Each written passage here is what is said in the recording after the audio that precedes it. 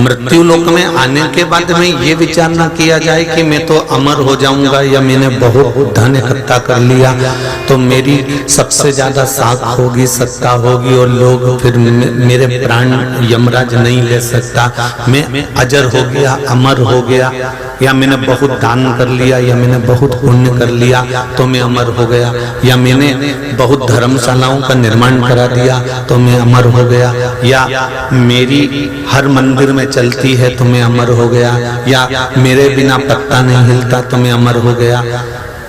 इस भूमंडल पर, इस पृथ्वी पर, इस मृत्यु लोक में जो आता है इसका नाम ही मृत्यु लोक है कि जो आया है उसको मरना है, जाना जरूर है।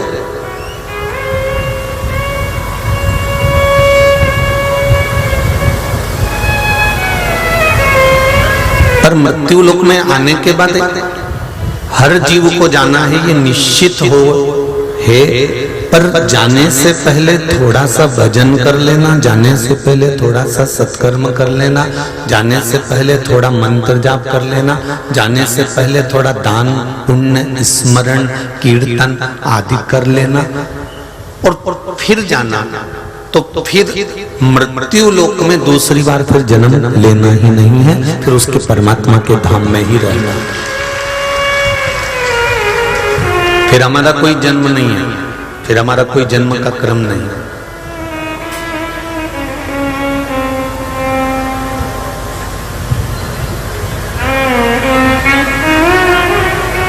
मकान बहुत बड़ा बनाया, जमीन ली 50 बीघा कर ली, 50 एकड़ कर ली, फैक्ट्री भी 2-3 डाल ली, दुकान भी 4-5 खोल ली, ज्वेलरी भी बहुत सारी इकट्ठी कर ली,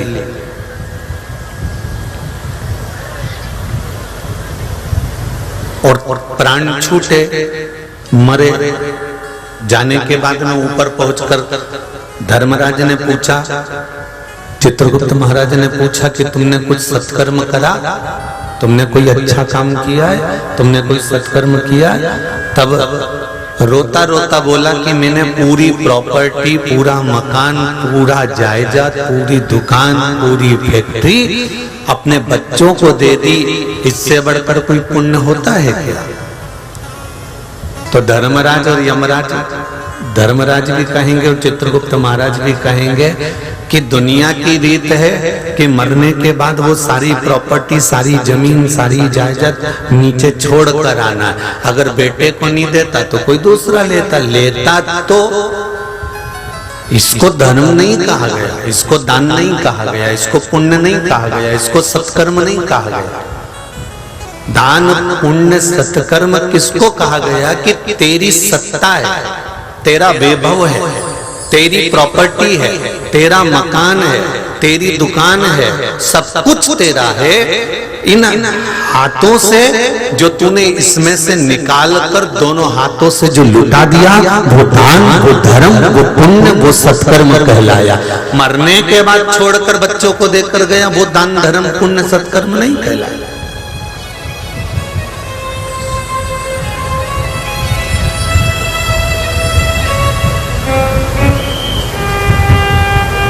जीते जी पिताजी कहते रहे मुझे हरिद्वार ले चल, प्रयागराज ले चल, काशी ले चल, नहीं लेकर गया। और मरने के बाद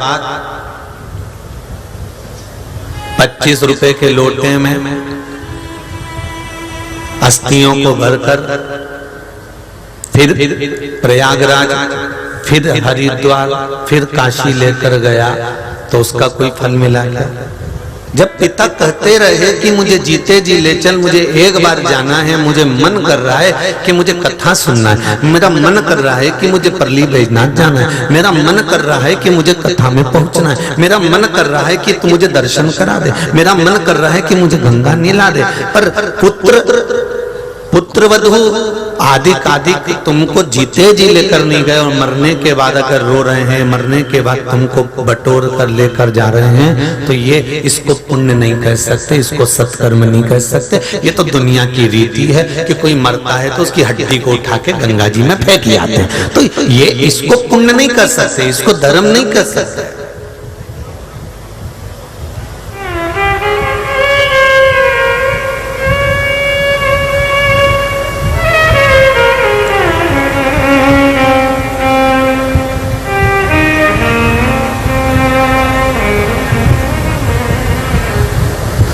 हमने पहले भी कथा में कहा, जब तक तुम्हारी श्वास चले,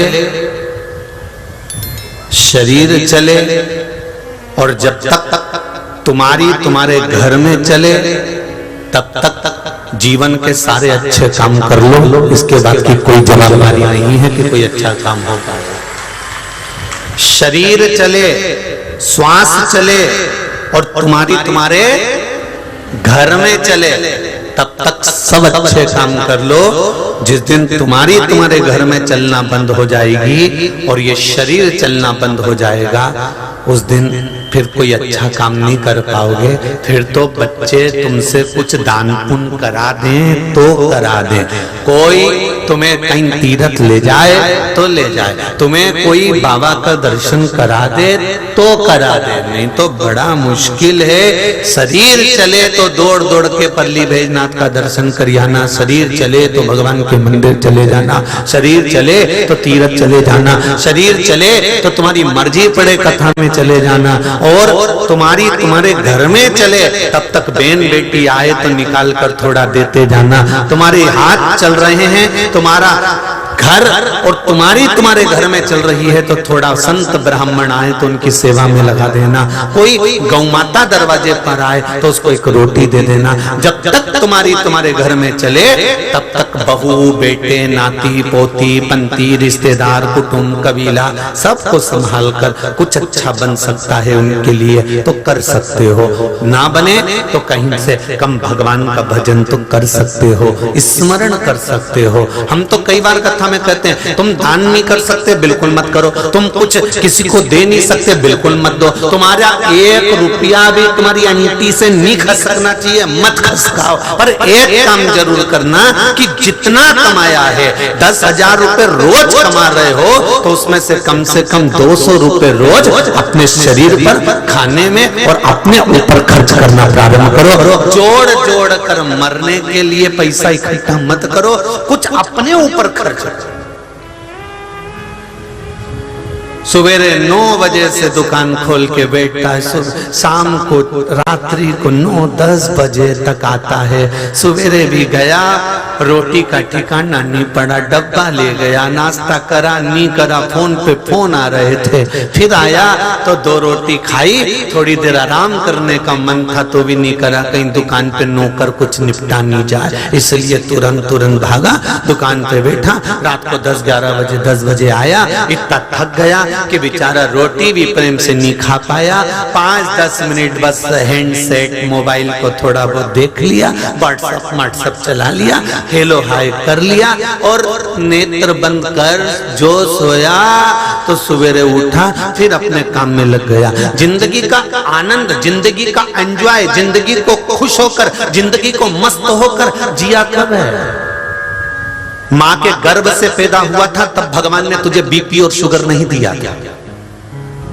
किसी को गिफ्ट में देकर भेजा था भगवान ने? अरे बोलो तो जम के। जब माता के गर्भ से पैदा हुआ था ना तो तुझे बीपी दिया था ना तुझे शुगर दिया था, ना भगवान ने तुझे ब्लड प्रेशर दिया था ना तुझे शुगर दी थी, ना कोई बीमारी देकर पैदा करा था। भगवान ने तो तुझको अच्छा पैदा करा था, बड़ा खुश होकर पैदा करा था, और तेरे जन्म पर माता पिता भी बड़े प्रसन्न हुए थे कि हमारे घर में बच्चा जन्म लिया है, बेटा बेटी ने जन्म लिया है। भगवान ने ना तो तुझे बीपी दी, भगवान ने ना तुझे शुगर दी, परंतु चलती हुई जिंदगी में तेरा बचपन अच्छे से निकल गया क्योंकि माँ बाप ने तेरे को टेंशन नहीं दिया, तेरी जवानी अच्छी निकल गई, तूने कॉलेज में खूब एंजॉय करा। जब तेरा विवाह हो गया वो तू चक्कर में पड़ता गया, कमाना, दिन भर भोजन करने की सुध ना रही तो शुगर हो गई। शुगर होती कैसे है? जब भोजन का समय आगे पीछे होने लगता है। किसी डॉक्टर से पूछ लेना, और यहाँ पर भी डॉक्टर साहब बैठे होंगे, उनसे पूछ लेना, या कहीं कैंप लगा हो तो उसमें पूछना कि शुगर कैसे होती है कि हमारा भोजन का समय निश्चित नहीं रह पाता, हम बहुत समय तक भूखे रहते हैं, हमारे को भूख लग रही होती है और हम भूख मार रहे होते हैं, उससे शुगर हो जाती है। कहीं शुगर डाउन होगी, कहीं शुगर बढ़ जाएगी, इससे शुगर होती है। बीपी कैसे हुआ? कोई पैसा ले गया, टेंशन है, रात्रि में नींद नहीं आ रही, बेचैनी है, रात भर करवट बदल रहे हैं, पत्नी पूछ रही क्या हो गया, सबसे सो तो जाओ, पर उसको तो चिंता ही चिंता। रात को 2 घंटे सोया, 1 बजे फिर नींद खुल गई, बैठा हुआ टेंशन में पड़ा हुआ, सोच रहा है विचार रहा है, बीपी गड़बड़ हो गया, दूसरे दिन फिर गोलियां खाना पड़ी। अपने जीवन को हमने अपने हाथ से बिगाड़ा। परमात्मा ने किसी का जीवन बिगाड़ कर नहीं दिया। परमात्मा तो कहता है कि सुख की मैंने तुझे जन्म दिया, जब माता के स्तनों में मैंने दूध दिया, तो तू मरेगा तब तक की जवाबदारी मेरी है। तो चिंता मत करना, टेंशन मत लेना, तू तो अलमस्त होकर अपनी जिंदगी जी और अपने जीवन को सही से जी। भजन कर कर जियो, स्मरण कर कर जियो, कीर्तन कर कर जियो, मंत्र जाप कर कर जियो, भगवत नाम जप कर कर जियो। फिर वही वाली बात है, पेट भरने की जवाबदारी मेरे भोलेनाथ की है, पेटी भरने की नहीं।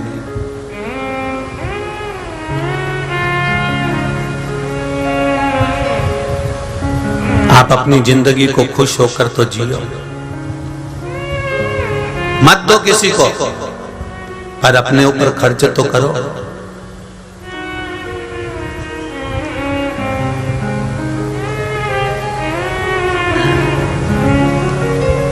एक बनियान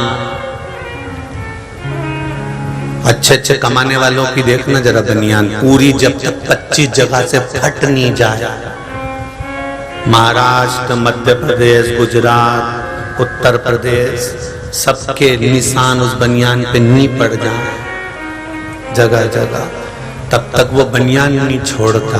और उससे पहले शरीर छूट गया तो क्या भरोसा है जिंदगी का, क्या भरोसा जीवन का।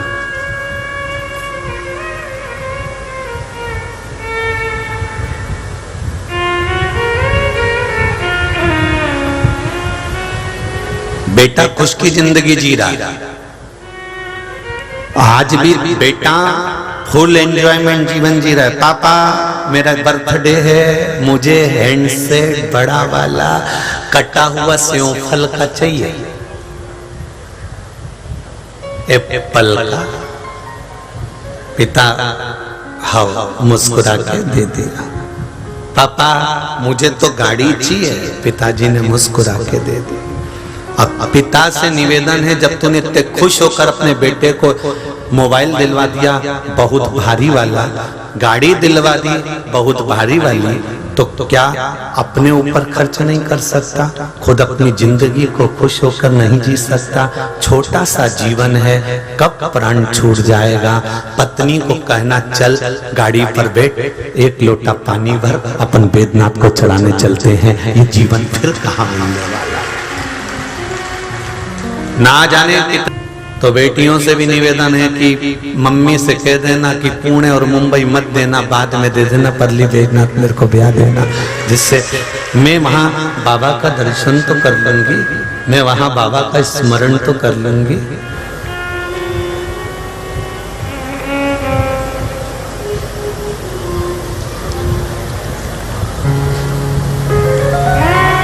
वहां मुझे बाबा को एक लोटा जल चढ़ाने का तो मिल जाएगा।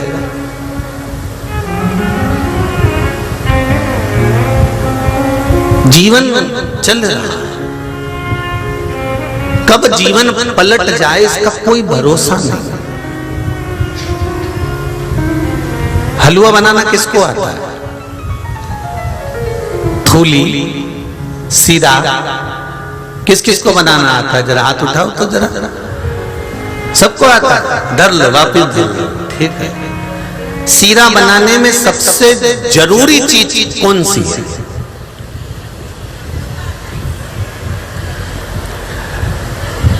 एक पंडाल से एक ही व्यक्ति बोलेगा, तो सब पहले विचार कर लो, तुम इतने सारे सब अपनी अपनी बात कहोगे तो सीरा ही खत्म हो जाएगा। सीरा बनाने में सबसे जरूरी चीज, थूली बनाने में, हलवा बनाने में, सीरा बनाने में सबसे जरूरी चीज कौन सी है? तो क्या है सबसे जरूरी चीज? तो कहा उसमें सबसे जरूरी चीज है वो जो पलटा होता है ना, जिससे पलटा जाता है, वो सबसे जरूरी है। बोलो रे, सही है कि गलत है? तुमने तो ये सोचा ही नहीं था।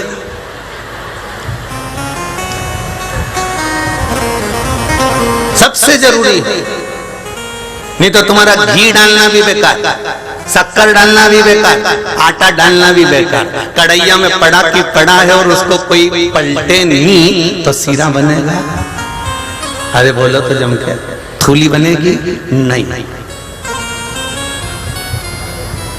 सीरा बनाने में सबसे जरूरी चीज अगर कोई है तो वो पलटा, वो खोचा जो इसको हिलाता रहता है, चलाता रहता है, वो जरूरी है। क्यों? क्योंकि उस खोचे से हमको सीखने को मिलता है कि जब थूली बनाते हैं, पानी डाल देते हैं, सीरे में पानी डाल देते हैं, पानी डालने के बाद वो फुदक फुदक फुदक फुदक करता है। जैसे ऊपर फुदकने लगता है, पलटा नीचे जाता है और जाते से पलट देता है। फिर वो फुदक फुदक करता है क्या?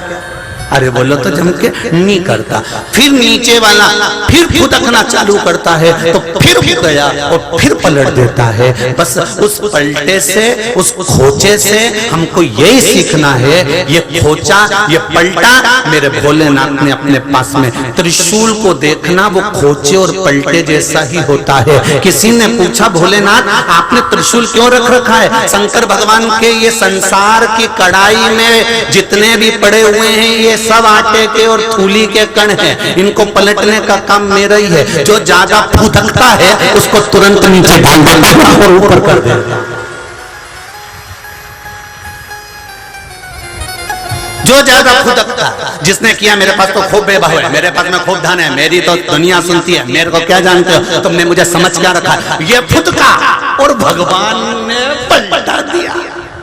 अब ऐसा पलटा दिया, 2 कदम चलता, मेरी बीपी, मेरा शुगर, मेरी सांस भरा रही है, मेरी श्वास दम एक ही बीमारी हो गई, कहीं कुछ हो गया। तो किसी ने पूछा, तुम्हारे पास में तो वैभव बहुत था, तुम्हारे पास में धन बहुत था, तुम्हारे पास में संपदा बहुत थी, तुम्हारे पास में दौलत बहुत थी, फिर क्या हुआ? तो कहा उसके पलटने में देरी नहीं लगती। वो कब पलटे से हलवे को ऊपर कर दे, सीरे को ऊपर कर दे, नीचे कर दे, इसका कोई समय नहीं होता। जो ज्यादा फुदकता है उसको नीचे कर दिया जाता है। फिर वो चिल्लाता है मेरे को आग लग रही है, तप रहा हूं। फिर वो जाके वैद्यनाथ जी के चरणों में रोता है, मैंने कौन सा पाप कर दिया जो तूने मुझे शरीर में इतना रोग दे दिया? मैंने कौन सा पाप कर दिया? मेरी प्रॉपर्टी खा गया, मैंने कौन सा पाप कर दिया? मेरे रिश्तेदार मुझे नहीं पूछ रहे। भगवान के आगे फिर नीचे से अग्नि में तपता है, जब वो तपता है तब भगवान के आगे रोता है। तब शंकर जी कहते हैं रुक जा, मैं अभी पलटता हूँ। और शंकर जी ने फिर नीचे से उसको उठा के फिर ऊपर धर दिया। पर मालूम क्या था कि फिर फुदक गया,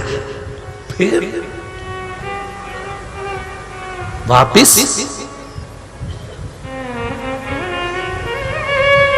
भूलना मत।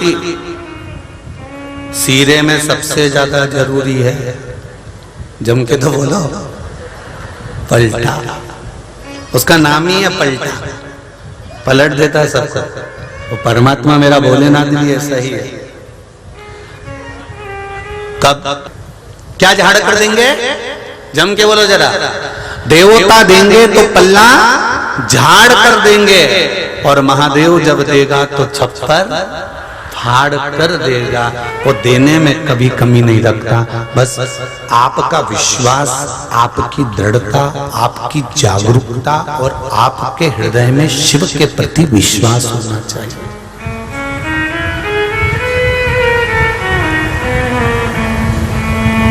जब मौका मिल जाए, थोड़ा सा भी जिंदगी में अगर दुख है और तुम्हें लग रहा है कि मैं दुखी हूं,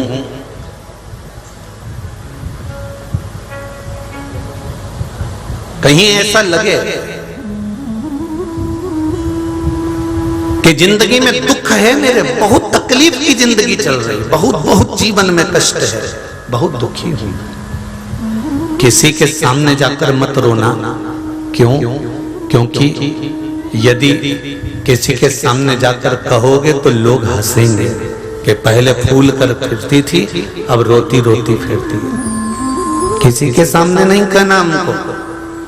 हमको अगर दिल की बात कहना है तो देव अधिदेव महादेव से कहना,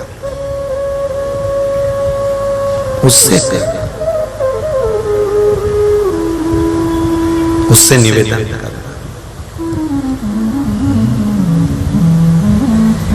खाली न जाता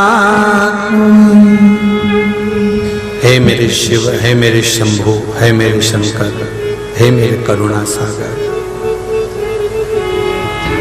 डर से तुम्हारे खाली न जाता कोई दर से तुम्हारे, मैं भी खड़ा हूँ नन्ही बाहें पसारे, मैं भी खड़ी हूँ नन्ही बाहें पसारे।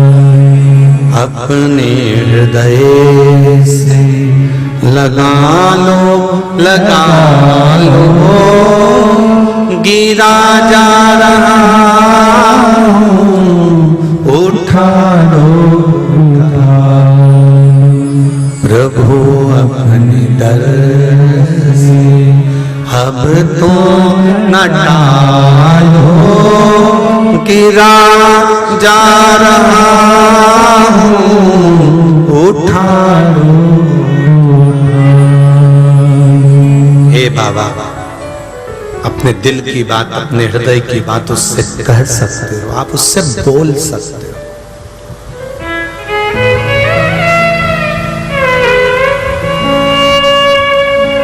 उससे कहोगे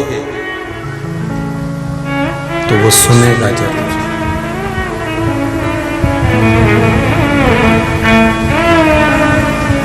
एक लोटा जल, एक बेलपत्र, एक चावल का दाना या एक पुष्प की मात्र पंखड़ी पत्ती में क्या बल हो सकता है, ये आप चढ़ाओगे तो आपको ज्ञात होगा।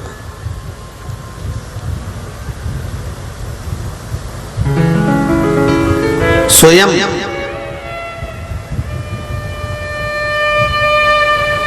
33 कोटि देवी देवताओं में कोई एक देवता आकर कह दे कि मेरे को महादेव ने नहीं दिया। भगवान कृष्ण के घर में 16,108 रानियां थीं और भगवान कृष्ण के घर में जब संतान नहीं हुई तब गर्गाचार्य बाबा से पूछकर क्या अनुष्ठान करूं, क्या पूजन करूं कि मेरे घर में संतान हो। तब गर्गाचार्य बाबा ने भी कह दिया था, कृष्ण एक कन्हैया, एक काम करो, एक एक रानी के साथ पार्थिव शिवलिंग का निर्माण कर कर पूजन करो, उससे संतान हो।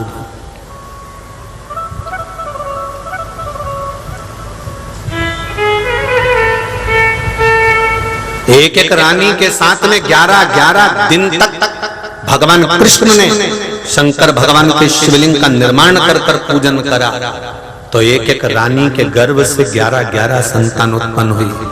10 छोरा और 1 छोरी प्रत्येक रानी से भगवान कृष्ण की रानी पटरानी से हुए। मेरे राम जी महाराज जब धनुष तोड़ने के लिए गए तब शंकर भगवान का शिवलिंग का पूजन कर कर गए। पार्थिव शिवलिंग का निर्माण कर कर पूजन कर कर तब भगवान राम धनुष को तोड़ने के लिए जाते हैं। जब सीता को ढूंढने के लिए, माता जानकी को ढूंढने के लिए जाते हैं तब शिवलिंग का निर्माण करते हैं। ऐसा कोई दिन मेरे राम जी का नहीं जाता जिस दिन वो पार्थिव शिवलिंग का निर्माण नहीं करते। ऐसा कोई दिन मेरे कृष्ण का नहीं जाता जिस दिन वो शंकर का पूजन नहीं करते। वो तो दुनिया के लोगों ने आज के समय में ऐसा भ्रम उत्पन्न कर दिया कि हम राम वाले, हम कृष्ण वाले, हम ये वाले, हम वो वाले, हम शिव मंदिर नहीं जाते, हम शंकर जी का प्रसाद नहीं लेते, हम शंकर जी को नहीं मानते। मत मानो। पार्वती जी ने शिव जी से कहा कई बार कि भोलेनाथ जी, मेरे पिताजी ने श्राप दिया है, सती मैया के पिता दक्ष प्रजापति ने श्राप दिया है कि तुम शमशान में निवास करोगे, अपन शमशान में रहेंगे, अपन शमशान में रहेंगे तो कौन मिलने आएगा अपने से। स्वयं पार्वती जी शंकर भगवान से करेंगे कि शमशान में रहेंगे तो कौन मिलने के लिए आएगा। शंकर भगवान ने कहा तू घबरा मत, नहीं आएगा तो बांध के लाएंगे, तू क्यों टेंशन लेती है। और एक बार अगर वो आ गया तो वापस नहीं जाएगा, निश्चित है। शंकर भगवान के ससुर दक्ष प्रजापति ने श्राप दिया था कि शिव मैं तुम्हें श्राप देता हूं कि तुम शमशान में निवास करोगे। शंकर भगवान तो उठकर नाच रहे थे। शिव जी को इतनी प्रसन्नता हुई कि मेरे ससुर ने मुझे श्राप दिया है कि मैं शमशान में रहूंगा। भगवान विष्णु ने पूछा तुम्हें श्राप लगा है और तुम नाच रहे हो? शंकर भगवान कहते हैं मेरे ससुर जैसा दूसरा कोई ससुर नहीं होगा कि मेरे ससुर ने मुझे प्लाट भी दिलाया तो ऐसी जगह दिलाया जहां कोई कब्जा ही नहीं करेगा, इसलिए शमशान में मैं आराम से रह तो सकूंगा। शमशान में कौन कब्जा करता है? कजन कित्तों के दादाजी मर गए होंगे, उनको जला कर आ गए होंगे, किसी ने मत छाती ठोक कर कहा ये जमीन हमारी है, हमारे दादाजी को जलाया था और ये जमीन पे हमारा दादाजी का हिस्सा है। तो जिससे कहोगे ना वही कह देगा ले सो जा, ले सो, जहां तेरा दादा सोया था मत उसको जा ले। और यही बात किसी के मकान में कह दो ये मकान मेरे दादाजी का है और मेरा मकान है तो कोई मना नहीं करेगा। पर जिस जमीन पर शमशान में किसका हक? शमशान में कौन? तो पार्वती जी से शिव जी ने कहा तू चिंता मत कर, बिल्कुल टेंशन मत ले कि कोई तेरे से मिलने नहीं आएगा, सब आएंगे, नहीं आएंगे तो बांध के लाएंगे। और उस दिन से नियम है, सबको मालूम है कि मर गया, उसके बाद भी अर्थी पे ऐसे कसते हैं कि कहीं भग नहीं जाए।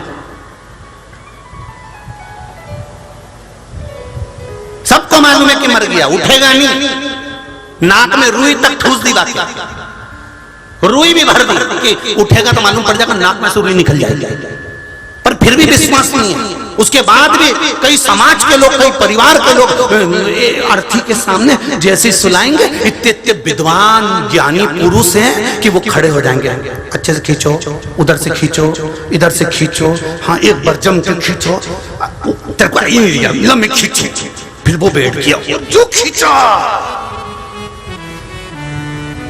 फिर उधर से खींचा, फिर कंधे पे धरा, फिर चिल्लाते चिल्लाते ले गए, बोलो राम नाम सत्य, घबराओ मत, अच्छे से बोलो। कहीं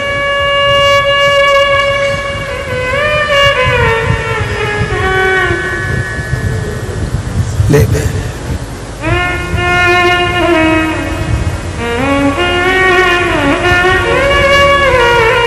प्रसन्न सब धरा रह गया, मकान बना की बना रह गया, फ्रिज में सामान पड़ा की पड़ा रह गया। किसी किसी के फ्रिज में तो सेव फल भी पड़े की पड़े रह जाता है। आइसक्रीम के डब्बे में आइसक्रीम रह जाती है, रोती है बहू, दादाजी खा के नहीं गए,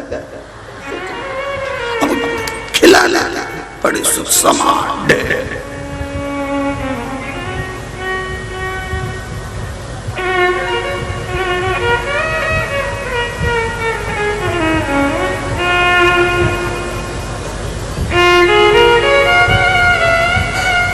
अरे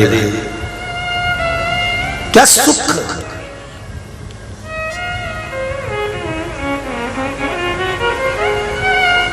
क्या सुख। स्मरण में जो आनंद है, सुख है, भगवान के भजन में जो सुख है, नाम कीर्तन में जो सुख है, मंत्र जाप में जो सुख है, वो सुख कहीं नहीं। एक बेलपत्री में क्या बल है, जब चढ़ाओगे तब मालूम पड़ेगा। शिव पूजन का क्या बल है मेरे राम जी ने, तुम पूरे जहां से राम जी अयोध्या से लंका तक गए, राम जी के अयोध्या से चलने से लेकर लंका के बीच में जो राम पथ गमन बना हुआ है, कभी मौका मिल जाए तो गाड़ी लेके राम पथ गमन सरकार ने बनवाया है। सरकार ने जो राम पथ गमन बनाया है, उस राम पथ गमन पर गाड़ी लेकर चलना कि जहां जहां राम जी महाराज चले हैं वहां वहां उन्होंने शंकर भगवान की पूजन करी है। पूरे राम पथ गमन में जगह जगह पर शंकर भगवान के शिवलिंग मिलेंगे। कोई से पूछोगे कहां का है, राम जी के हाथ का, ये राम जी ने बनवाया था, ये राम जी के हाथ का। राम जी ने इतने शिवलिंग के निर्माण करे, इतने मंदिर के निर्माण करे, चलते चलते शिवलिंग शिवलिंग शिवलिंग का पूजन करते करते गए। और जाओ तो पूरे भारत की भूमि पर घूम कर आओ तो लोग कह देंगे ये पांडवों ने बनवाया था। तो पांडव तो भगवान कृष्ण के साथ रहते थे, अगर मंदिर बनवाना था तो कृष्ण का बनवाना था, फिर शिव का क्यों बनवाया? क्योंकि भगवान कृष्ण ने पांडवों से कहा था अगर तुम्हें वैकुंठ का रास्ता चाहिए और पूरे विश्व पर राज्य चाहिए तो शिव की आराधना में लग जाओ। इसलिए पांडवों ने शंकर के मंदिर बनवाना था। जो शिव की आराधना में डूबा रहता है वो कभी नीचे नहीं आता, कभी डाउन नहीं होता, बढ़ता ही चले जाता। और कुछ प्रमाण देखना हो तो हमारे यहाँ के आदरणीय प्रधानमंत्री जी को देख, काशी से चालू हुए हैं, उन्होंने कहा नहीं गुजरात से नहीं लड़ूंगा, काशी से लड़ूंगा, शंकर को पकड़ूंगा तो केदारनाथ तक पहुंच जाऊंगा, ये निश्चित है, ऊपर की ओर बढ़।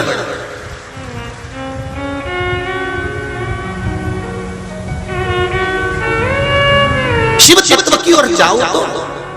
और किसी को देखना है, बाल गंगाधर तिलक जी को देख लीजिए, सुभाष चंद्र जी को देख लीजिए।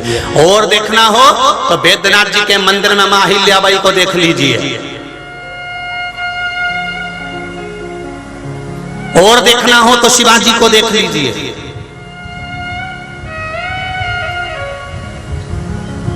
वीर शिवाजी की माता शिवाजी को अगर कोई लाड प्यार लड़ाती थी तो शंकर के शिवलिंग के साथ खिलवाती थी।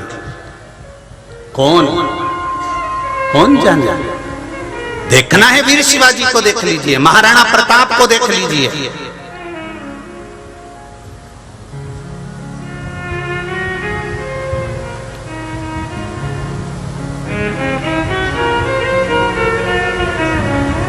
दुर्गादास राठौड़ को देख लीजिए। श्री दुर्गादास जी राठौड़ जब देखते थे कि सामने सेना खड़ी हुई है और इसको आज चारों तरफ से घेर लिया गया है, तब दुर्गादास राठौड़ जिस शंकर के मंदिर की आराधना करते थे, जिस शिव को जल चढ़ाते थे, दुर्गादास राठौड़ उस शंकर से बात करते थे। और दुर्गादास जी राठौड़ जब शिव से बात करते थे तो युद्ध के मैदान में जितने खड़े होते थे तो वीरों में वीर श्री दुर्गादास राठौड़ शंकर का नाम लेकर शंभू कहकर जब आक्रमण करना प्रारंभ करते थे तो अच्छे छक्के छक्के छुड़ा देते थे। शिव तत्व में वो सुख डूबा हुआ है।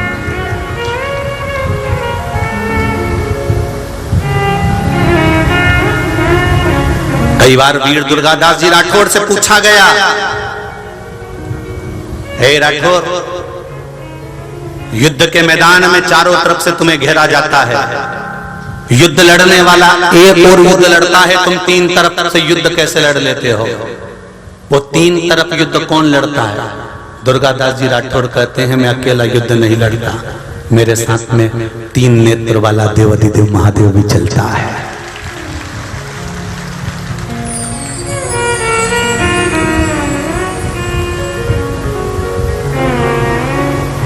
राठौर समाज जिन वीर दुर्गादास जी राठौर जी का जन्मोत्सव मनाती है, प्रागट्योत्सव मनाती है, वीरता का गुणगान करती है, उनको ये ध्यान रखना चाहिए कि साधारण कुल के नहीं तुम भी।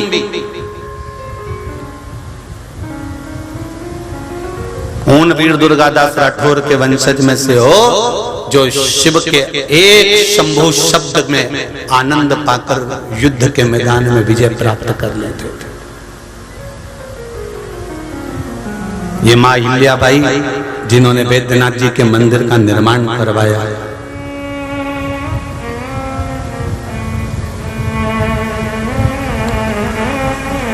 ये माता अहिल्याबाई कोई साधारण, कभी मौका मिले तो YouTube पे हमारी कथा डली होगी है, अहिल्या शिव महापुराण की कथा जो इंदौर से बातचीत थी, कभी मौका मिले तो उसको श्रवण करिएगा। कि माता अहिल्या ने अपने जीवन के उस काल में शिव की आराधना, जब जब माता अहिल्या युद्ध के मैदान में पहुंचती थी और जब जब घेर लिया जाता था, तब शंकर का शिवलिंग हाथ में रखकर उस शिवलिंग से कहती थी कि अब युद्ध किसको लड़ना है, आप जानते हो युद्ध किसको लड़ना। आज भी माता अहिल्या के हाथ में वो शिवलिंग है जिसको मां अहिल्या अपने सामने रखती थी।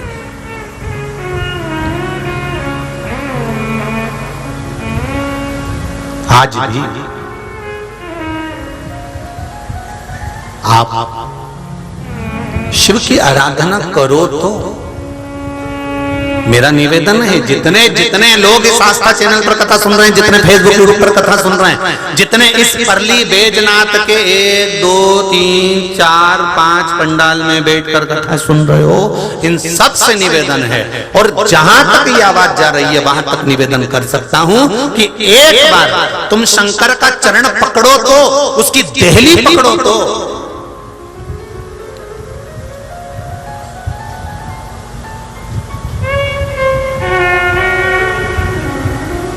एक बार जल चढ़ाना प्रारंभ करो, एक बेलपत्र शिव को समर्पित करना प्रारंभ करो, फिर वो क्या देता है ये उसके ऊपर है, फिर उसके ऊपर। महाराज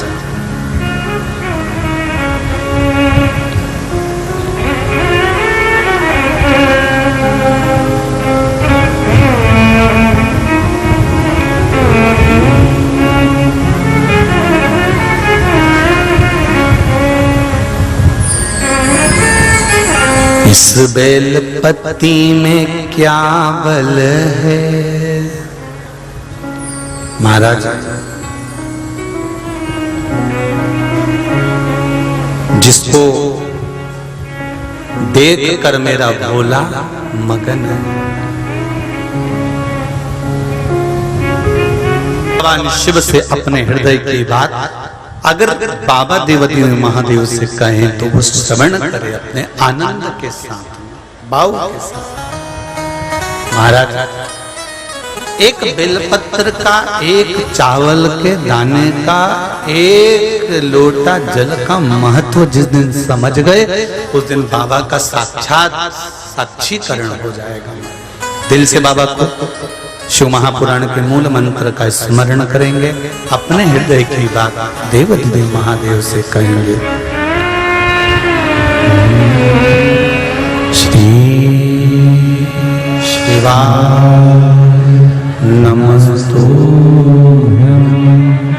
श्री शिवाय नमस्तुभ्यं,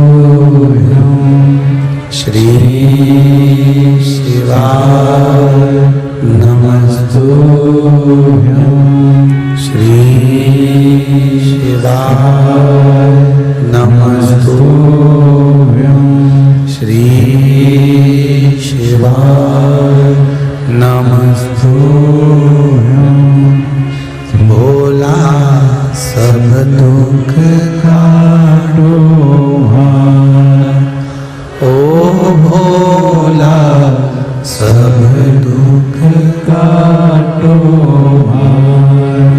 शिव शंकर जपूं तेरी माला, भोले बाबा जपूं तेरी माला, भोला सब दुख काटो भारा, ओ भोला सब दुख काटो भारा।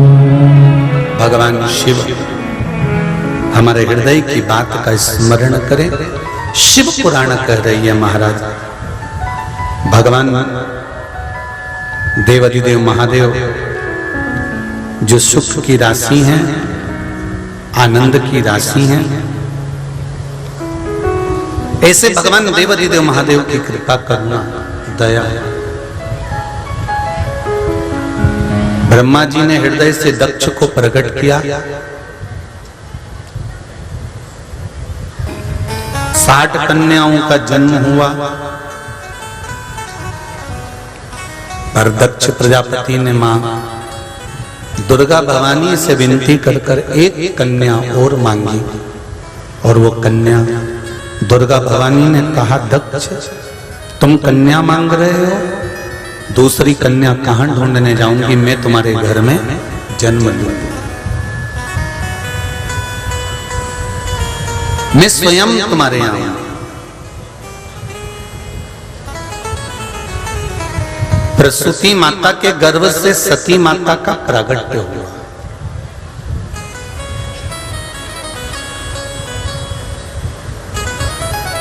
जिन सती माता का प्रागट्य हुआ वो सती मैया भगवान शंकर की आराधना में डूबी रही, शिव की स्तुति में लगी रही।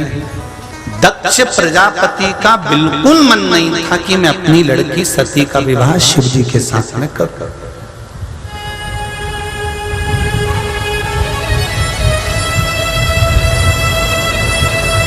देखिए,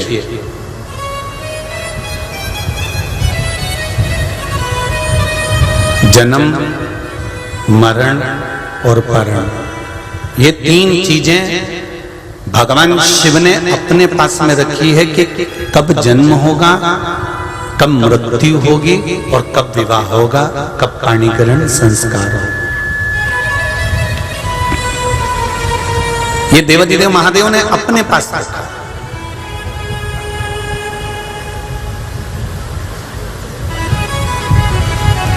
डॉक्टर ने कह दिया कि इतनी तारीख तक बच्चा हो जाएगा, इतनी तारीख तक डिलीवरी हो जाएगी, पर जब तक उसके यहाँ से नहीं होगा, 5 दिन पहले, 4 दिन बाद, 8 दिन पहले, 8 दिन बाद, ये उसके हाथ में है, ये उसके हाथ के सिवा किसी के पास नहीं। मरण, डॉक्टर ने कह दिया कि इतने समय तक इसके प्राण छूट जाएंगे, इसकी अंतिम सांसें चल रही है। देखो एक पत्र में लिखा है,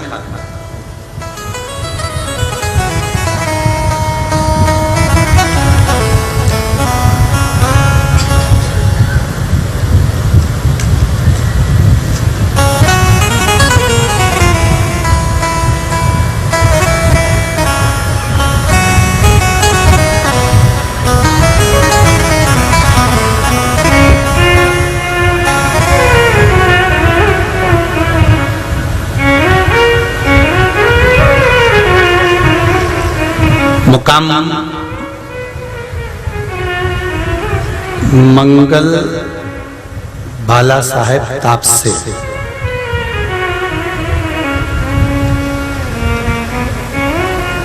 कहीं बैठे हो तो हाथ हिलाइएगा। मुकाम पोस्ट बैराग, तहसील बार्शी, जिला सोलापुर।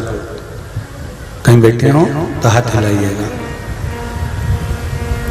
श्री शिवाय नमस्तुभ्यम। गुरु जी, मेरी पोती कुमारी ईश्वरी वैभव पोतदार, उम्र 7 साल की है। उसे पेट में बहुत दर्द होता था। डॉक्टर ने कहा था कि उसके पेट में 2 गांठ हो गई है, उसे हॉस्पिटल में एडमिट कराना पड़ेगा। उस समय हम सब घबरा गए। आस्था चैनल पर छत्तीसगढ़ से शिव कथा चल रही थी। छत्तीसगढ़ की उस कथा को हमारे रिश्तेदार के कहने पर हमने सुनना चालू करा। तब शिव कथा में आपने कहा था कि 1 लोटा जल और 1 बेलपत्र शिवजी को चढ़ाने के लिए कहा था, और शिवजी को अर्पण किया हुआ जल और बेलपत्र खाने को कहा था। गुरुदेव, हमने अपनी पोती को, डॉक्टर ने तो कह दिया कि 2 गठान है, इसका ऑपरेशन कराना पड़ेगा, और ऑपरेशन का हमने विचार भी कर लिया था कि बाहर कहीं हैदराबाद आदि में ले जाकर करा लेंगे, पर पोती को शिवजी पे चढ़ा हुआ जल और 1 बेलपत्र रोज खाने को दिया। बाद में मेरी पोती को वाशिम के अस्पताल में लेके गए और वहां पर सोनोग्राफी की गई। सोनोग्राफी जैसे ही करी गई तो गुरुदेव, जो गठान एक सोनोग्राफी में और एक्सरे में आ चुकी थी, जिसका फोटो भी आया, वही गठान दोनों गांठें दूसरी सोनोग्राफी में गायब हो चुकी थी, एक भी गठान नहीं बची थी। ये शिव है। तेरी कृपा बिना न हिले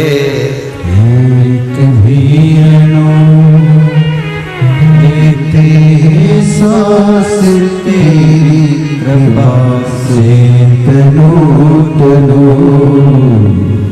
हे गंगाधर मुक्तिदार ओमकार तू, भोले ओमकार तू।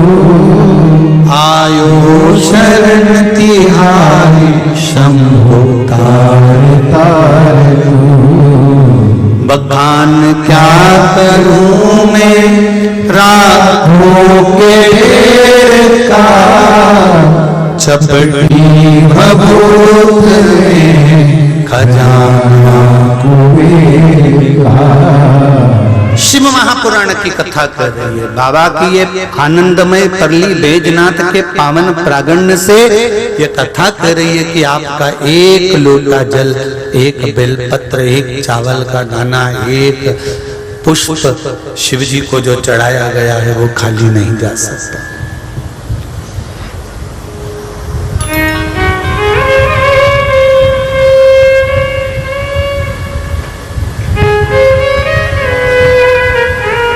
जिसके घर के अंदर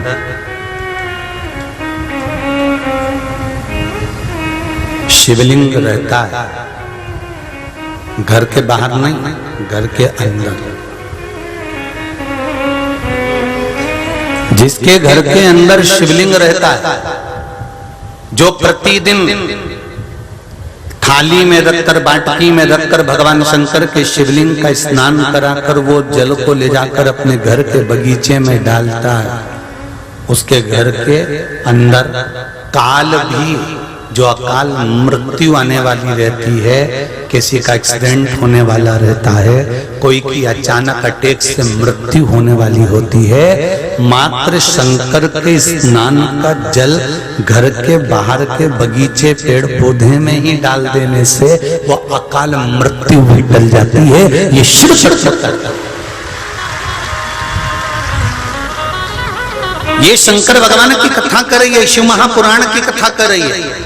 लिंग पुराण, नर्मदा पुराण, शिव पुराण, स्कंद पुराण, देवी भागवत आदि आदि तत्वों को आप श्रवण तो करें पुराणों को। कितना सुंदर सुंदर भाव उसमें वर्णित किया गया। सती मैया नहीं मानी, शिव जी से विवाह करने के लिए आतुर हुई। भगवान शंकर का रोज प्रतिदिन माता सती शंकर भगवान का अनुमोदन करने लगी, स्मरण करने लगी, आराधना करने लगी। सती मैया को मालूम था ऐसे विवाह होने वाला नहीं है। शंकर को इतनी जल्दी रिझा लेना और शिव के तुम हो जाना और शंकर को तुम्हें अपना बना लेना, ये बड़ा कठिन काम है। पर केवल भोले मन से, हृदय से, चित्त से, मन से, भाव से, केवल निर्मल मन से शंकर को अपना बनाया जा सकता।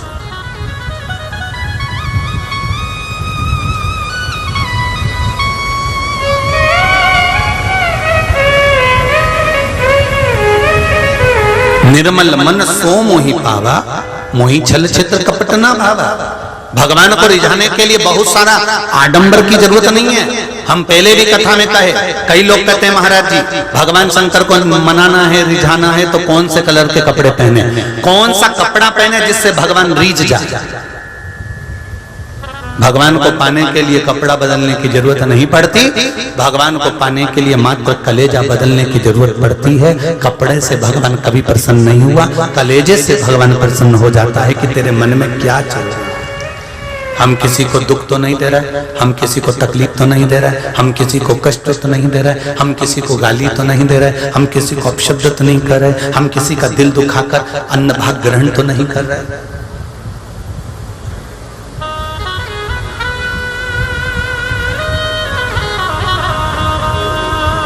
सती मैया प्रतिदिन भगवान शंकर को जल समर्पित करती है, प्रतिदिन।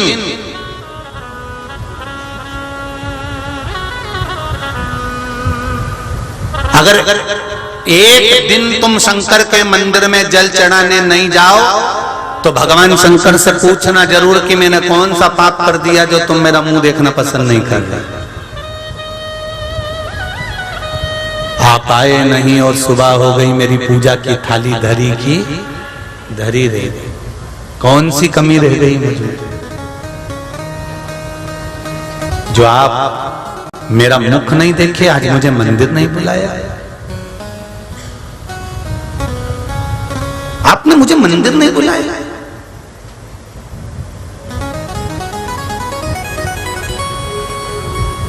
बहुत बहुत विचित्र विचित्र लोग संसार में रहते हैं। कई ऐसे लोग रहते हैं जो गंगा के घाट पर रहने के बाद भी कभी गंगा नहाने नहीं जाते।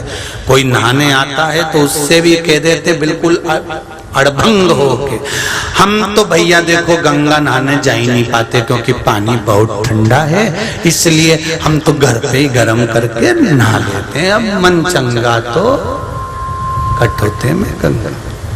ऐसे परली बैजनाथ में भी बहुत सारे भेड़ू रहते हो।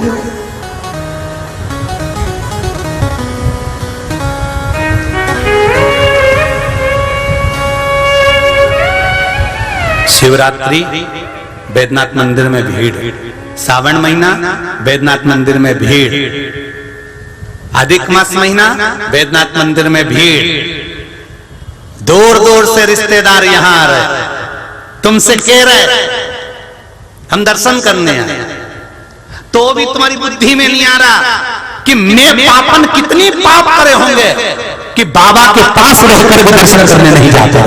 मेरे पाप कितने करे होंगे, जरा विचार करिए, अपने पापों की गणना करिए कि इतने नजदीक में रहने के बाद भी उससे मैं दूर हूं। एक ही सीट पर बैठे हैं तो भी इनसे बात नहीं कर पा रही। जरा विचार करिए, वो गाड़ी ड्राइव कर रहे हैं, मैं उनके पास बैठी हूं। ऐसा कौन सा कर्म कर दिया कि ये मेरा मुंह ना देखे, मैं इनका मुंह ना देखूं? बहुत भीड़ होगी मंदिर में, इसलिए हम नहीं जा रहे। गुरुजी बहुत भीड़ रहती है ना, हम नहीं जा रहे। अरे भीड़ में ही तो जाना चाहिए। कथा के हम पहले भी कहें, आज फिर कहते हैं, मेहमान तुम्हारे यहाँ आता है, 5 दिन रुकता है, 5 दिन मेहमान क्या तुम्हारे बच्चों को 10 रुपए देता है? अरे बोलो तो रे जम के, नहीं। 50 रुपए देता है? नहीं। मेहमान बच्चों को 5 दिन रुकेगा, 1 रुपया नहीं देगा, लाड लड़ाएगा, खिलाएगा, पिलाएगा, सब कुछ करेगा, तुम्हारा ही सामान उठा के उसको खिला देगा। पर मेहमान जब जा रहा होता है तब पर्स खोलकर 5 रुपए, 10 रुपए, 50 रुपए, 20 रुपए देता है। भगवान भी ऐसा ही है। भगवान सोचता है जब मेला लगे, जब मेरे ढेर भक्त पहुंचे, कोई अड़भंगा मेरे मंदिर में पहुंचे और उसको देखकर जब मैं प्रसन्न हो जाता हूं तो अपना खजाना खोलकर लुटा देता हूं। उस खजाने को हमको चाहिए,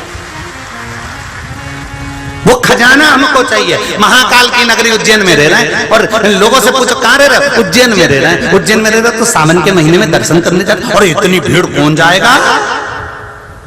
इतनी भीड़ कौन जाएगा?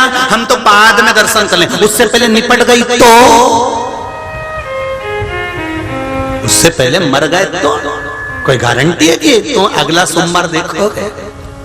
किसको मालूम कौन सी घड़ी, कौन सा पल, कौन सा क्षण आखिरी है। इसलिए तुमसे कहते हैं बड़े खुश होकर जिंदगी जियो, प्रेम में जिंदगी जी लो, नहीं तो फ्रेम में तो लगोगे। इतना बड़ा फोटो फ्रेम में मिलने वाला है। अच्छी जिंदगी जियो, खुश होकर जियो। कौन सी घड़ी, कौन सा पल, कौन सा नक्षत्र, कौन सा पल आखिरी है। हम आपसे भी कहेंगे, अलमारी में कपड़ों का ढेर लगा हुआ, एक से बढ़कर एक कपड़े अलमारी में पड़े हुए हैं, इतने ढेर लगे। साड़ियां भी कह रही जी जी पहन ले, ए टाई पहन, पर टाई पहने तो बस देवर के लड़के की शादी में पहनूंगी, नई वाली है एकदम। देवर के लड़के की अभी उनका बच्चा हुआ है ना, तो उसमें कारवी जलवा में जाऊंगी ना, तब जलवा दिखाऊंगी। बाद में जब फंक्शन होगा, मेरी शादी की सालगिरह आ रही है 19 तारीख को, तब मैं पहन के बढ़िया जोरदार मटके फिर मैं आराम से फिर पहनूंगी। अब तू शादी की सालगिरह का इंतजार कर रही और उससे पहले निपट गई, तो ये कौन देखेगा? इसलिए बाबा बैद्यनाथ जी ने सोमानी जी को आज्ञा करी कि सोमानी जी तुम कथा करवाओ, जिससे ये बहुओं के पास जितनी साड़ी रखी हो और सब पहने।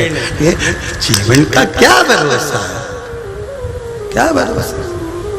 और जितने भाऊ लोग बैठे हैं इनसे भी निवेदन, एक से बढ़कर एक कुर्ता पजामा अलमारी में धरा है, पहनो। क्या करो, श्वास रुक जाएगी चलते चलते, क्षमा बुझ जाएगी जलते जलते, दम निकल जाएगा रोशनी का, क्या भरोसा है इस जिंदगी का। ये जीवन का कोई भरोसा नहीं। खूब अलमस्त रहकर अपने जीवन को माता सती शिव जी को जल अभिषेक प्रतिदिन करती है, ऐसा कोई दिन नहीं छूटना चाहिए। एक दिन अगर सती मैया का छूट जाता है तो सती मैया शिव जी के सामने जाकर रोती है, मैंने कौन सा पाप कर दिया था जो आज आप पर जल नहीं चढ़ा पाई, मैंने कौन सा ऐसा कर्म कर दिया जो मैं आपका दर्शन नहीं कर पाई, तेरा दीदार नहीं कर पाई, ऐसा मैंने क्या कर दिया जो तेरा मुख नहीं दिखा।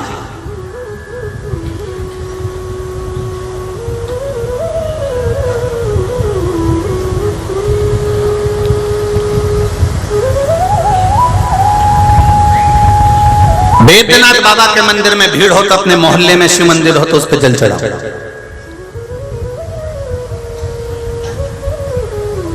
अपने क्षेत्र में, अपनी कॉलोनी में, अपने मोहल्ले में, अपनी सोसाइटी में जहां शंकर का मंदिर हो वहां चले जाए। पर जिस दिन उत्सव रहे, मनोरथ रहे, उस दिन जाना चाहिए।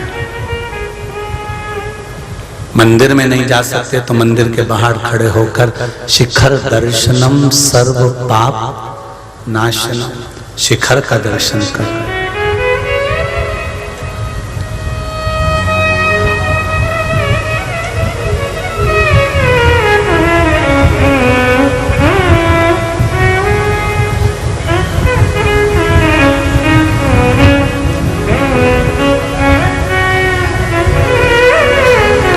उसका मात्र दीदार, उसका मात्र दर्शन सुख देता है।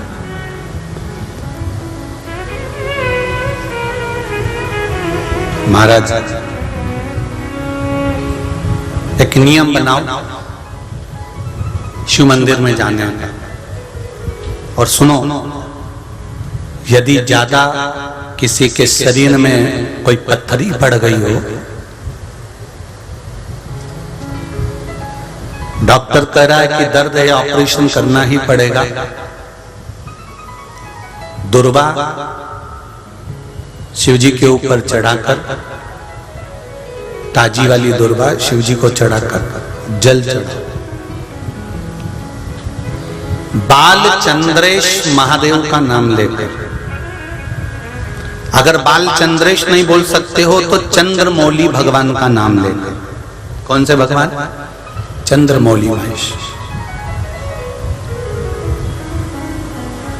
जल चढ़ाओ, जल को थोड़ा सा कटोरी में झेल कर लाओ, दुर्वा वापिस उठा लीजिए, शिव जी से कहकर कि इसको औषधि कर दीजिए। बच्चा बच्ची के उदर में थोड़ा पत्थरी पड़ गया है, पत्थर पड़ गया, किडनी लीवर के पास हो गया है, डॉक्टर ऑपरेशन का बोल रहा है, पर तुमने अगर अमृत कर दिया तो ये अमृत हो जाएगा।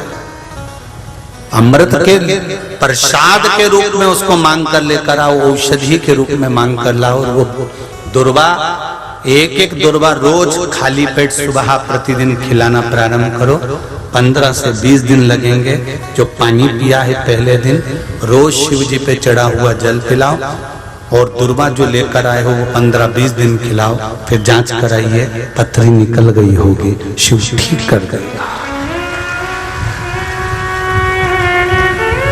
शिव पर चढ़ाया गया, मेरे शंकर पर, मेरे भोलेनाथ पर, मेरे शंभू पर अर्पण की गई वस्तु अगर औषधि के रूप में लाए हो तो वो औषधि होती ही है, वो औषधि।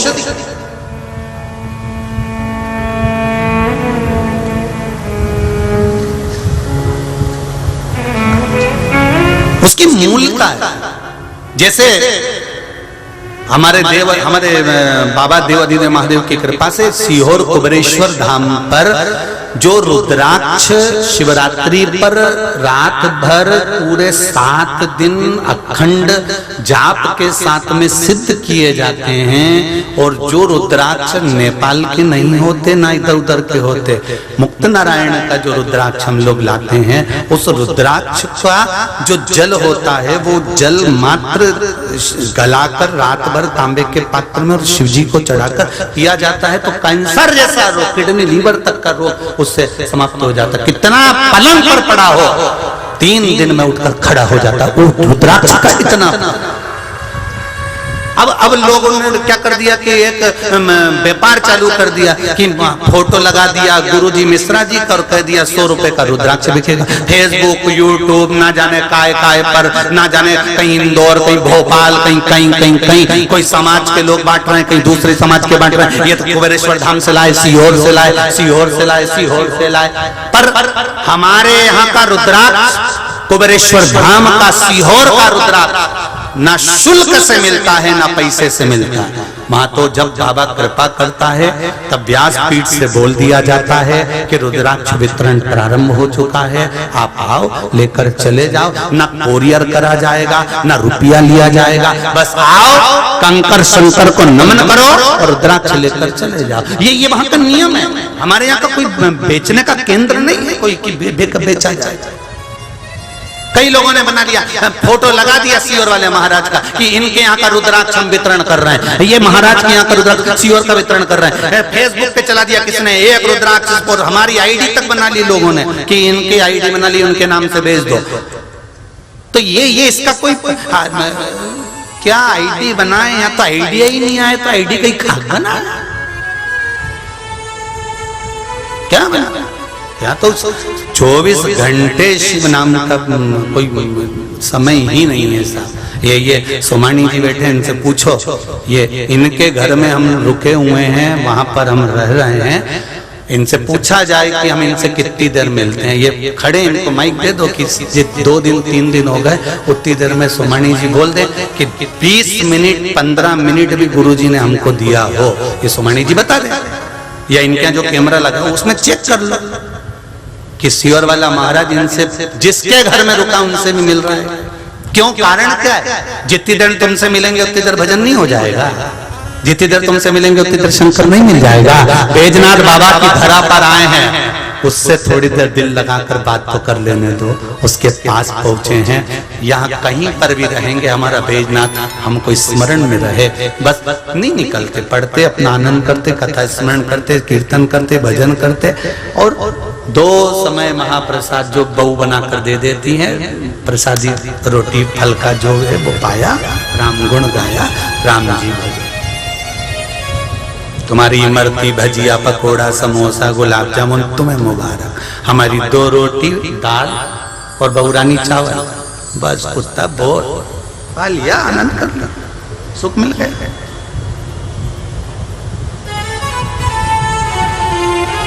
कई लोगों ने व्यापार बना रखा,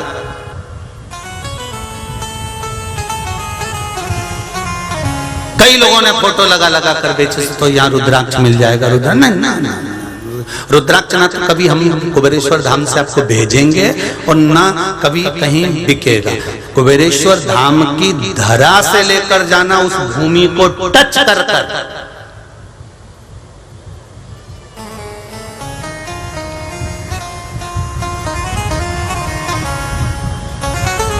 उस भूमि पर पहुंच कर लेकर आना, तो वो फलित हो। एक अंदाजा लगा कर देखना, तुम अपने कोई व्यक्ति बीमार पड़ता है ना, उसको तुम दवाई दे दो, उसको आराम नहीं लगता, खूब दे दो तो भी आराम नहीं लगता, फिर क्या करना पड़ता है? उसको हॉस्पिटल डॉक्टर के पास ले जाना पड़ता है, और जैसे ही डॉक्टर उसको छूता है ना, आधी बीमारी तो समाप्त। कई बच्चों को देखना, मम्मी उसको घुट्टी पिला रही, दवाई पिला रही, जो डॉक्टर लिखता था वही की वही दे रही है, तो भी आराम नहीं लगेगा। डॉक्टर का हाथ लगा और इसको आराम लगा, क्योंकि उसके स्पर्श मात्र से उसका आराम लगना प्रारंभ हो जाता है। कुबेरेश्वर धाम के मात्र स्पर्श से ही आराम लगना प्रारंभ हो जाता है। हम तो ये मानते, तो बेचे क्यों? क्यों बेचा जाए? सती मैया ने नियम बनाया कि 1 लोटा जल, पर आज माता सती जल चढ़ाते समय दूर हो गई शिव से, नहीं चढ़ा पाई, कोई कारण बन गया। और वो कारण केवल सती का नहीं था। भारत की भूमि के आस्था चैनल पर देश और विदेश में जितनी भी माताएं कथा सुन रही है, सती माता के चरित्र को अवश्य श्रवण कर लेना। ये सती माता का दूर हटने का कारण नहीं था। सती मैया जो 7 दिन तक भगवान शंकर की आराधना नहीं कर पाई, वो हर नारी के साथ, प्रत्येक नारी के साथ।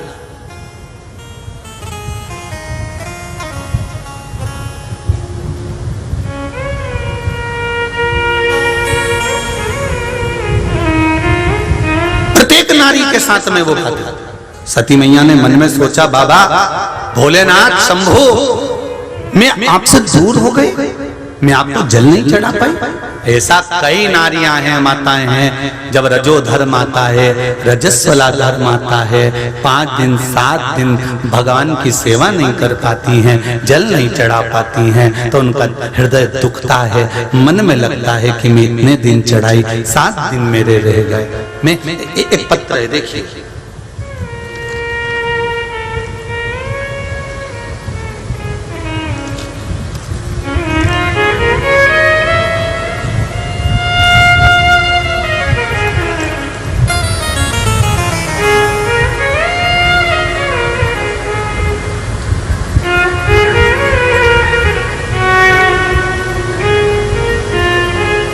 मैं सोशेला गोविंद मानधने, सेलू,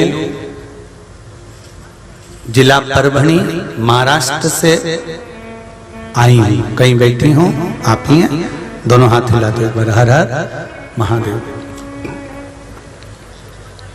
मेरा भाई परतूर जिला जालना महाराष्ट्र से है।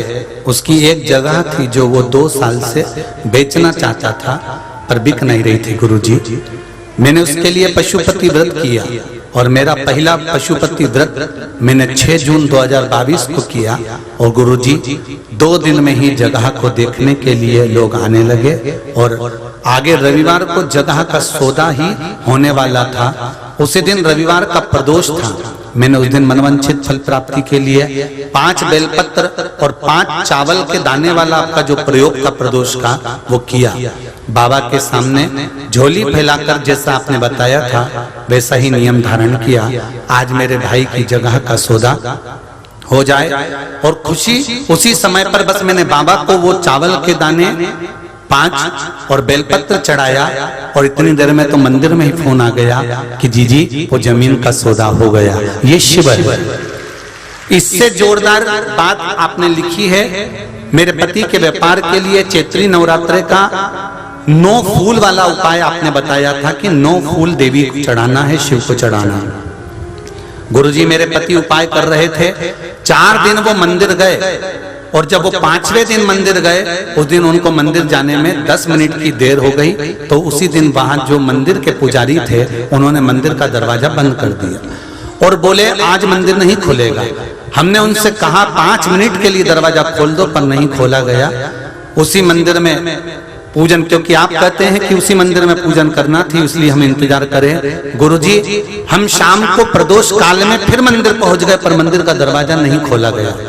मेरे पति को लगा अभी नहीं खोला तो शाम तक प्रदोष काल में फिर जाएंगे। उस दिन मंदिर खोला ही नहीं गया। हमने वहां पर कंकर भी देखा, पर कंकर नहीं मिला जिस पर हम पुष्प चढ़ा देते। या सोचकर हम वहीं बैठे। मंदिर के ऊपर जाने का रास्ता था। मेरे पति ने विचार करा कि अब एक काम करते हैं कि गुरुजी शिखर का दर्शन का वर्णन करते हैं, तो शिखर पर ही अपन चढ़कर वो चढ़ा देते हैं पुष्प, तो भगवान को चढ़ जाएगा। मेरे पति मंदिर के ऊपर चढ़ गए। सोचा ऊपर से ही जल और फूल चढ़ाकर देवी और बाबा को प्रणाम कर लूंगा तो मेरा नियम पूरा हो जाएगा। बाबा की कृपा, गुरुजी जैसे ही जल और फूल चढ़ा दूं बाबा की कृपा हो जाए, और वैसे ही मंदिर के ऊपर गए तो वहां उनको भगवान शंकर का शिवलिंग और माता पार्वती की मूर्ति शिखर के ऊपर भी बैठी हुई मिल गई, जिस पर उन्होंने फूल और जल चढ़ाया। आज उस पुष्प और जल का भाव इतना है कि व्यापार में ऐसी उन्नति बाबा ने कर दी कि अब पीछे पलट कर देखने की जरूरत नहीं है। हर हर महादेव। बैठिए बहन। श्री शिवाय नमस्तुभ्यम। परीक्षा लेता है, ले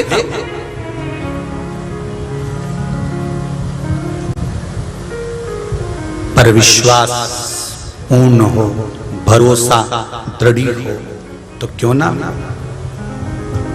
क्यों नहीं मिलेगा। शिव महापुराण की कथा कहती है, भगवान शंकर का संवाद कहता है, सती मैया आंखों में जल भर कर रो रही है कि मैं ये 5 दिन 7 दिन जो मैं आपसे दूर रही, उसका मेरा कारण क्या है, मैं क्या पाप करी, मैंने कौन सा पाप करा। हम कई बार बहुओं को, बेटियों को, माताओं को देखते हैं, पूरा सत्तू सेक कर तैयार करेगी, सत्तू बनाएगी और सब तैयार करके रखेगी, और मालूम पड़े कि पूजन का समय हो उसके 2 घंटे 1 घंटे पहले रजस्वला धर्म में आ गई तो पूजन में नहीं जा पाती। आखिरी में उसको बड़ा पछतावा होता है, दिल दुखता है, हृदय दुखता है, तो फिर वो पूजन में नहीं पहुंचती। व्रत भी रखा, कुछ नहीं खाया, पानी तक नहीं पिया, व्रत पूरा करा, हरतालिका तीज का व्रत पूरा करा, हरियाली तीज का व्रत पूरा करा, पर व्रत का पूजन करने का जब समय था तब भगवान से दूर हो गई, भगवान से दूर चली गई, रो रही है, आंख में आंसू, मैंने क्या कर दिया, और 2-4 घंटे का था, आराम से पूजन कर लेती मैं, भगवान को रिझा लेती मैं, पर नहीं पहुंची।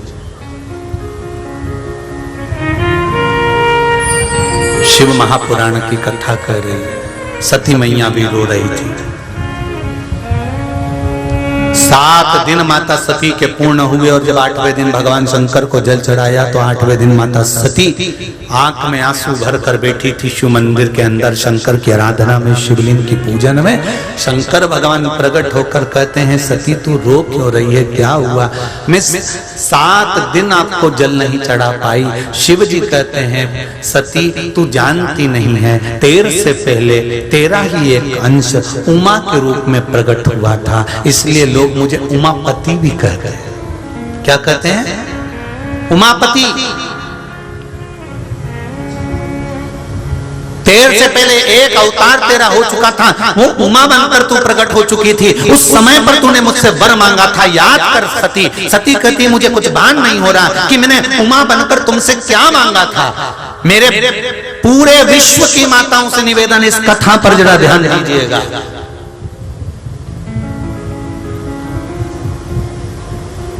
ये कथा अभी तक नहीं मिली आपको, जो परली बैजनाथ से आपको श्रवण करने को मिल रही, मेरी बहनों को, मेरी माताओं को।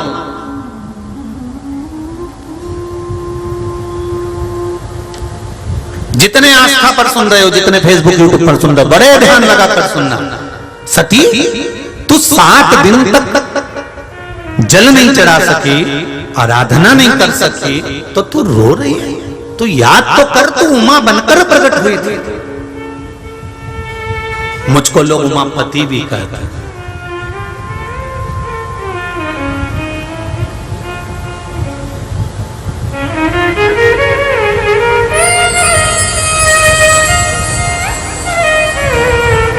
कई लोग भजन में भी लेते हैं ना,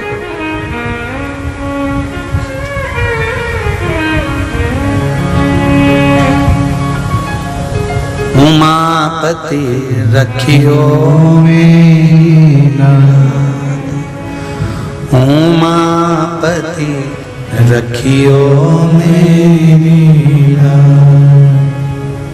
सारे जगत को छोड़ भोले जी, सारे जगत को छोड़ भोले जी, आ गई तेरे द्वार, उमापति रखियो मेरा, उमापति रखियो मेरी लाज।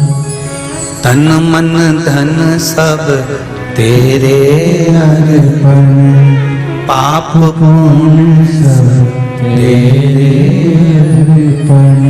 यह जीवन भी तेरे अर्पण। मैं तेरे चरणों की दासी हो मैं तेरे चरणों की दासी। अरे रखना मेरी लाज उमापति रखियो मेरी लाज। उमापति रखियो मेरी लाज। शिव कह रहे हैं सती तुम्हें भान होना चाहिए, जब तुम्हारा एक अवतार उमा के रूप में हुआ, तुम उमा बनकर जब प्रकट हुई थी और बेलपत्री के वृक्ष के नीचे बैठकर तुम तप साधना कर रही थी, याद करो, ध्यान दो, 3 पत्ती का बेलपत्र का वृक्ष माता पार्वती के नयन अश्रु से प्रकट हुआ है। कितने पत्ती का? जम के बोलो जरा। 3 पत्ती का। 4 पत्ती का बेलपत्र माता सती के नयन अश्रु से प्रकट हुआ है, ध्यान रखिएगा जरा। 5 पत्ती का बेलपत्र माता उमा के नयन अश्रु से प्रकट हुआ है। 6 पत्ती का बेलपत्र मां कात्यायनी के नयन अश्रु से प्रकट हुआ है। बेलपत्री के वृक्ष में 5 पत्ती, 4 पत्ती, 6 पत्ती, 7 पत्ती, 11 पत्ती, 8 पत्ती का कोई बेलपत्र यदि आपको मिलता है तो आप भाग्यशाली हैं कि 3 पत्ती के पेड़ में 5 पत्ती का बेलपत्र मिलना कठिन है। कहीं कहीं ऐसे पेड़ होते हैं जिसमें 6 पत्ती लगती है, कहीं में 7 लगती है, किसी में 8 लगती है, पर मूल वो है कि 3 पत्ती के बेलपत्र में 5 पत्ती मिलना चाहिए। 3 पत्ती का जो बेलपत्र का वृक्ष है उसमें 4 पत्ती मिलना चाहिए। 3 पत्ती के बेलपत्र के वृक्ष में 6 पत्ती मिलना चाहिए। 3 पत्ती के बेलपत्र के वृक्ष में 8 पत्ती मिलना चाहिए। मूल वो है। कई लोग कहते हैं 6 पत्ती का बेलपत्र का वृक्ष हमने लगा लिया, उसमें 6 पत्ती लगती है, वो बात अलग है। पर 3 पत्ती के बेलपत्र के वृक्ष में जब 4 पत्ती मिले, 5 पत्ती मिले, 6 पत्ती मिले, मतलब 3 पत्ती का जो बेलपत्र का वृक्ष है वो माता पार्वती जी के अश्रु का है। पार्वती जी के ही उस पौधे में जब उमा, सती, कात्यायनी इनका पत्ता प्राप्त होता है तब वो जीवन को सुख प्रदान कर देता है। उस पत्ते की जरूरत है। और हम कितने चतुर हैं। किसी ने कह दिया 6 पत्ती का पौधा है तो उन्होंने कहा हमको 6 पत्ती का ही दो तुम तो। किसी ने कहा 7 पत्ती का बेलपत्र वाला पौधा, 7 पत्ती का बेलपत्र का पौधा दे दो। कई आजकल तो ये नर्सरी वाले ऐसा पेड़ पौधे में कट लगाकर जैसा पौधा उनको जन्म देना है, पैदा करना है, उत्पन्न करना है, 5 पत्ती का, 6 पत्ती का, 7 पत्ती का वो पैदा कर सकते हैं। पर शास्त्र की रीति कहती है 3 पत्ती के पौधे में जब 4 पत्ती, 5 पत्ती, 6 पत्ती, 7 पत्ती जब मिलती है तो वो पुण्य फलदायी है। ये क्रॉस कर बनाई हुई नहीं, जैसे देसी गाय और जर्सी गाय, अंतर है कि नहीं? अरे बोलो तो जम के है। जर्सी गाय का कितना ही दूध पी लो कई फायदा होए, और देसी गाय का दूध पियो तो जैसी गाय जैसा ताजगी भी रहे और रोग मुक्ति भी रहे और उसके जैसा निर्मलता का भाव भी आए। जो जर्सी का दूध पिए तो वो भी जर्सी हो जाए, तो उन्हें कहीं देखा। और देसी जर्सी क्रॉस करके बनाई गई गाय है और देसी उसी तरह कितनी पत्ती का बेलपत्र? बोलो बोलो जरा जन के। 3 पत्ती वाले बेल,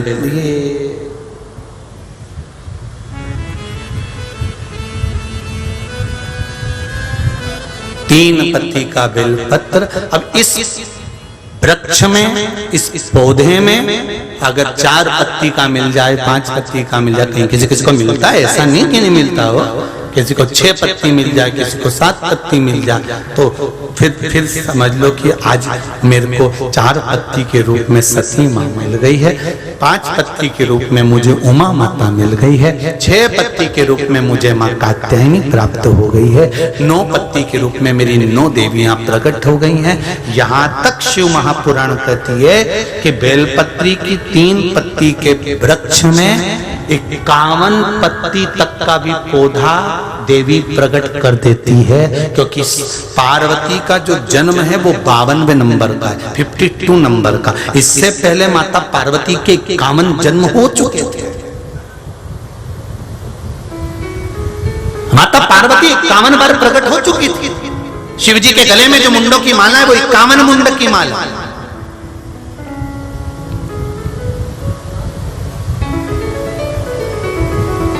चार पत्ती का जब बेलपत्र मिलता है तो 4 पत्ती के बेलपत्र को शंकर जी पे चढ़ाकर 1 लोटा पानी नहीं चढ़ाया जाता।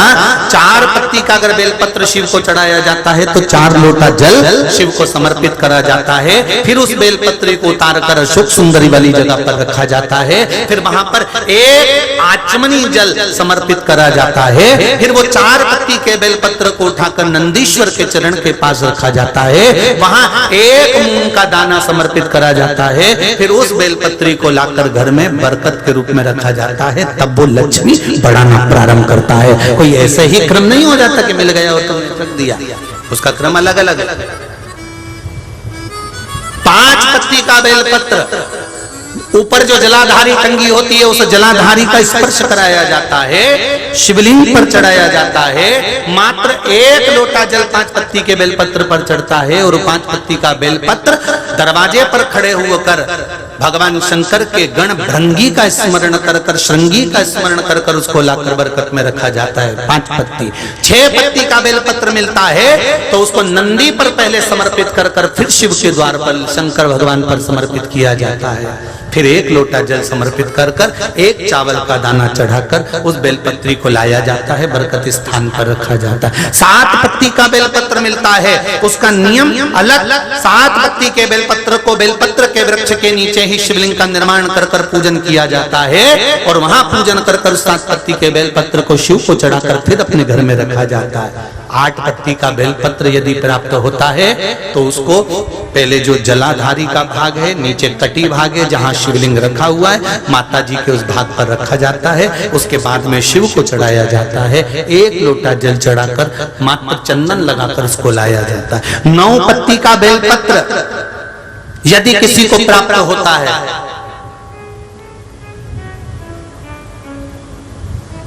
कभी मौका मिले ना तो देखो, अब सीहोर में कभी कथा हुई तो आपको 1 पत्ती से लेकर 21 पत्ती तक के बेलपत्र का दर्शन, 3 पत्ती वाले वृक्ष से ही जो पत्तियां प्रकट हुई हैं, 1 से लेकर 21 तक के पत्ती के दर्शन आपको सीहोर जब कथा रहेगी कभी तो ऑनलाइन कथा में हम खुद व्यासपीठ से दर्शन कराएंगे कि इतने पत्ती तक के भी बेलपत्र का दर्शन होता है।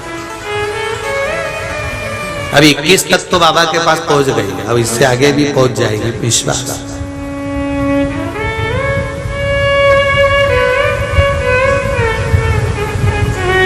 बेलपत्र उसका पूजन आपको अगर मिले 4 पत्ती का बेलपत्र तो आप ये परली बैजनाथ की कथा कौन से दिन की है? अरे बोलो जम के, 3रे दिन की कथा लिख के रख लेना कि 3रे दिन की कथा में हमने परली बैजनाथ की कथा में बताया था कि 4 पत्ती का बेलपत्र मिले तो तुरंत सर्च मारो और निकाल लो कि उसकी पूजन ऐसे करना है। 5 पत्ती का बेलपत्र मिल गया कहीं से तो उसकी पूजन ऐसे करना है। पर ये नहीं कि वो 6 पत्ती का बेलपत्र का पेड़, 5 पत्ती का बेलपत्र का पेड़ उसमें से तोड़ के लिया, नहीं नहीं, 3 पत्ती के बेलपत्र में अगर वो पत्ती मिली है तो फलदायी, तो फलित।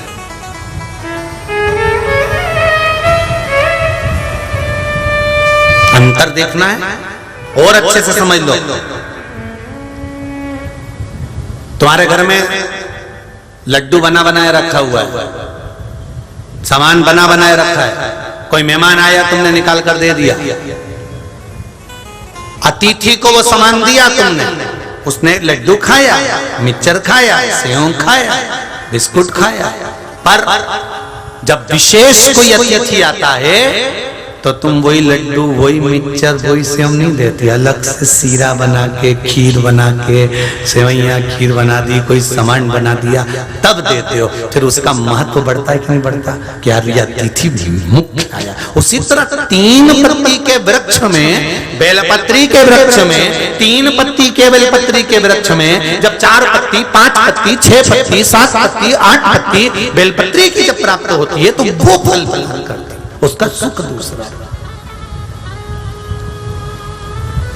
उमापति रखियो मेरा, सारी दुनिया छोड़ के भोले, सारी दुनिया छोड़ के भोले आ गई तेरे पास।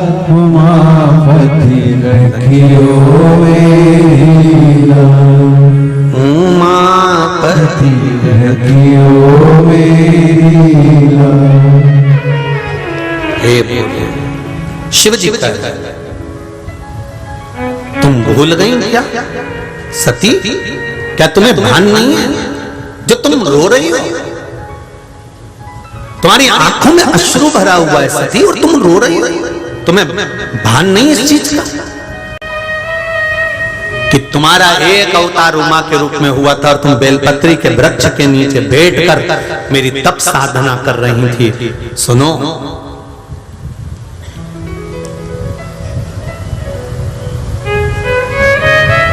जोड़िए शिव सती। कौन? शिव, जम के बोलो, शिव के साथ सती, शंकर के साथ पार्वती, उमा के साथ महेश, उमा के साथ महेश। ये महेश्वरी वंश की जो उत्पत्ति का जो चरित्र है इसको कभी स्मरण करिएगा। स्कंद पुराण जो अंधेरी में माहेश्वरी समाज द्वारा करवाई गई थी उसमें इसका पूरा वर्णन करा गया। YouTube पे डली होगी, 5 दिन की कथा बाकी थी, उसमें से निकालना, शायद चौथे दिन या 5वें दिन इसका पूरा वर्णन करा माहेश्वरी समाज की उत्पत्ति का। शिव के साथ में जम के बोलो कौन है? सती। शंकर के साथ पार्वती, उमा के साथ महेश। और उमा और महेश की जो जोड़ी है उसमें जो माहेश्वरी वंश का जो उत्पत्ति का वर्णन आया गया है, फिर उसका भी था। कई लोग इसमें ढूंढते हैं कि पार्वती के साथ शंकर जी में हम ढूंढे माहेश्वरी वंश की उत्पत्ति मिल जाए, या सती और शिव में ढूंढे माहेश्वरी वंश की। नहीं, आप निकालिए सती से भी पहले जो उमा प्रकट हुई थी उस उमा और महेश की जोड़ी में निकालोगे तो माहेश्वरी वंश निकल जाएगा।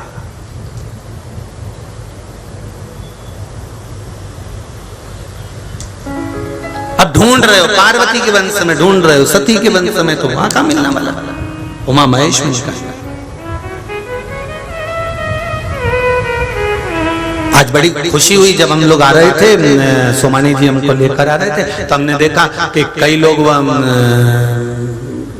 क्या बोलते हैं उसको, चाय बांट रहे हैं, कहीं कॉफी बांट रहे हैं, कहीं बिस्कुट का पैकेट बांट रहे हैं। तो हमने महेश्वरी सोमानी जी से पूछा कि आज बड़ी कृपा है, तो गजब, आपके परली बैजनाथ के लोग भी बड़े भाव से सेवा कर रहे हैं। हाँ गुरुजी, ये लिंगायत संप्रदाय के लोग हैं, इन्होंने स्टॉल लगा रखा है और बड़े प्रेम से ये लोग उसको चाय कॉफी निःशुल्क मुफ्त में वितरण कर रहे हैं। मैंने कहा बहुत बाबा की कृपा है, धन्यवाद देता हूँ ऐसे सेवकों को जो अपने हाथों से, अपने हाथ से निकाल रहे हैं, अपने हाथों से कर रहे हैं, क्योंकि इनको मालूम है ये जितने श्रोता हैं शिव महापुराण के, ये बार बार नहीं आने वाले, बार बार नहीं मिलेंगे। ये तो भाव से आए हैं और ये केवल साधारण श्रोता नहीं है, ये तो शिव के गण हैं जो मिल गए हैं, तो सेवा का मौका मिला।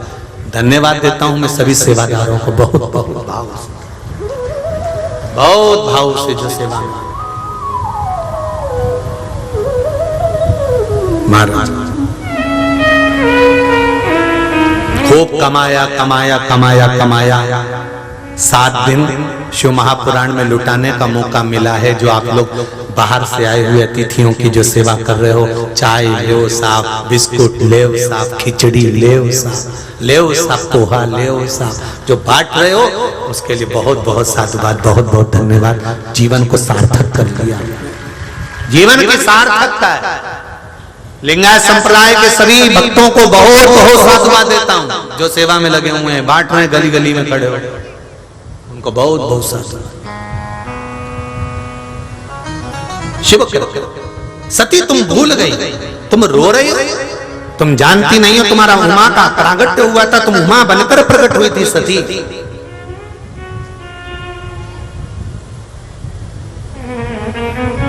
तुम उमा बनकर प्रकट हुई थी सती, और सती उमा बनकर जन्म लेने पर, प्रकट होने पर तुमने जब बेलपत्री के वृक्ष के नीचे मेरी आराधना करी तो तुमने वर मांगा था सती।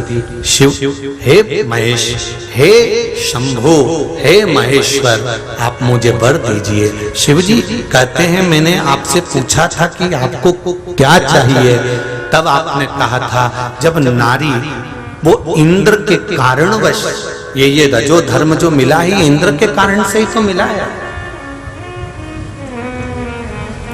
ब्राह्मण हत्या इंद्र के मस्तक पर चढ़ गई थी। इंद्र ने वो ब्राह्मण हत्या को 4 जगह पर बांट दिया था। पहला जल को दिया, जल तुम हमसे ब्राह्मण हत्या का अंश लो। जल ने कहा मैं ब्राह्मण हत्या का अंश लेता हूं। जल के ऊपर जो फेन रहता है, बुलबुला रहता है, वो ब्राह्मण हत्या का अंश होता है। अग्नि को दिया, अग्नि तुम हमसे ब्राह्मण हत्या का अंश लो। अग्नि के ऊपर जो नीली लपट होती है, अग्नि के ऊपर जो नीली लो होती है, वो ब्राह्मण हत्या का अंश होती है। पृथ्वी को दिया, पृथ्वी तुम हमसे ब्राह्मण हत्या का अंश लो। पृथ्वी ने ब्राह्मण हत्या का अंश लिया। पृथ्वी का बंजर भाग ब्राह्मण हत्या का अंश है।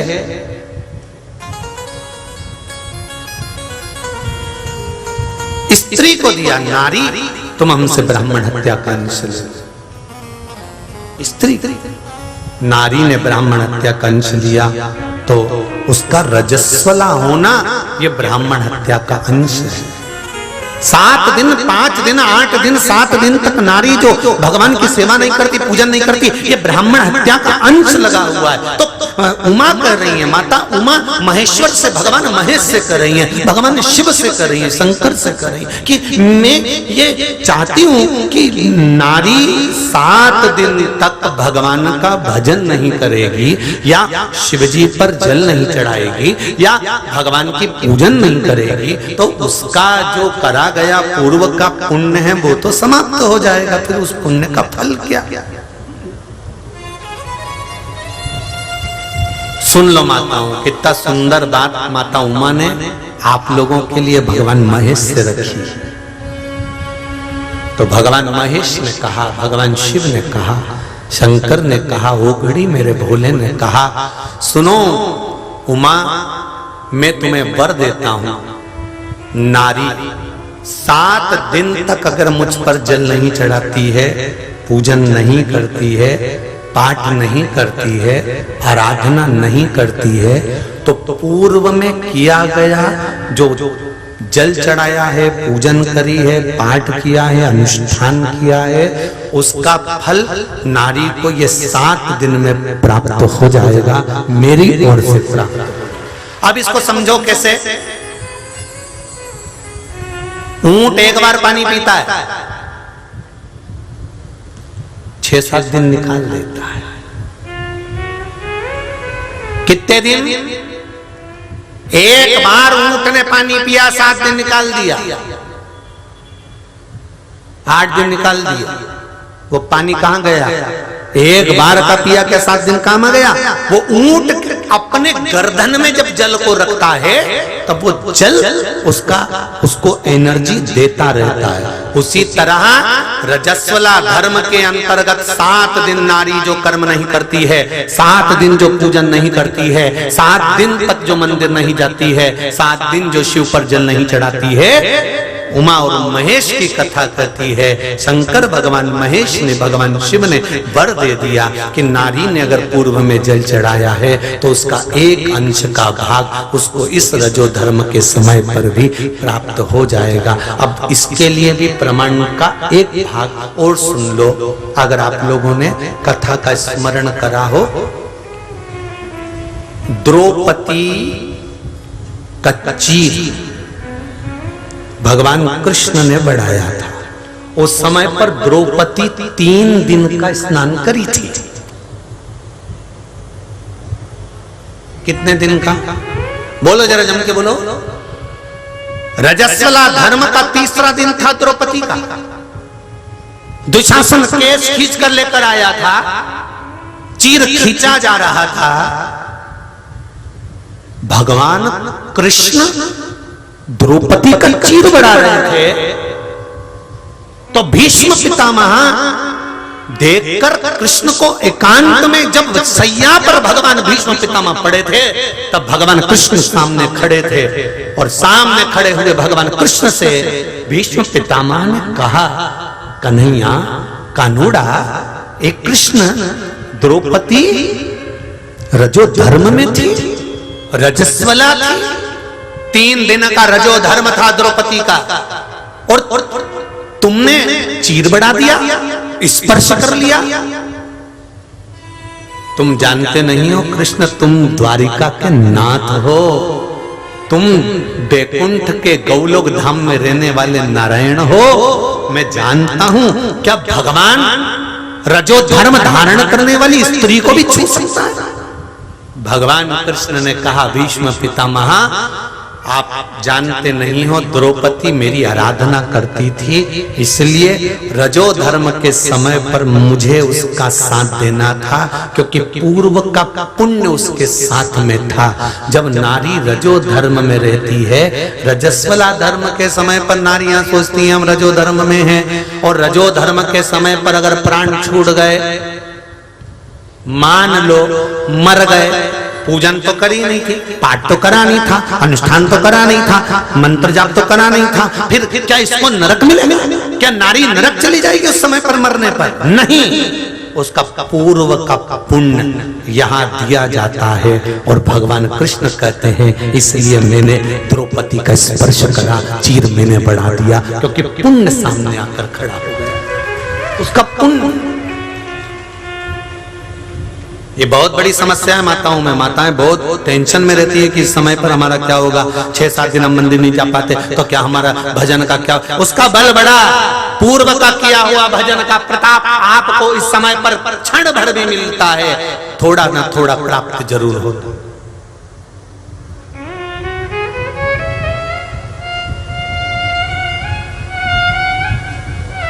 प्राप्त होगा। सती तुम रो रही हो, तुम्हारे नैनों में जल भरा हुआ सती, कि तुम 7 दिन पूजन नहीं कर पाई, नैनों से अश्रु नहीं निकलना चाहिए, तुम्हारा पुण्य तुम्हें प्राप्त हुआ। 8वां दिन तो है, करो पूजन। सती ने पूजन करना प्रारंभ करा, पूजन किया, शिवराजी हुए, दोनों सती और शिव का विवाह हो गया। शंकर और सती का विवाह हुआ और सती मैया शिव जी के साथ में कुंभज ऋषि के आश्रम में कथा सुनने चली गई। कथा सुनने के लिए सती मैया पहुंची हैं, पर दिल मन चित्त लग नहीं पाया, क्योंकि आपके साथ में भी ऐसा होता है, कई पड़ोसन के पति पड़ोसन को गोवा घुमाने ले जाते हैं और तुम्हारा पति तुमको घुमाने के लिए काशी ले जाता। तो जिसका पति गोवा घुमाने ले गया तो पत्नी कहती है, देखो उनका पति उनको गोवा लेकर गया, देखो उनका पति उनको वहां लेकर गया, देखो उनका पति उनको मुंबई लेकर गया, देखो उनका पति उनको पुणे लेकर गया।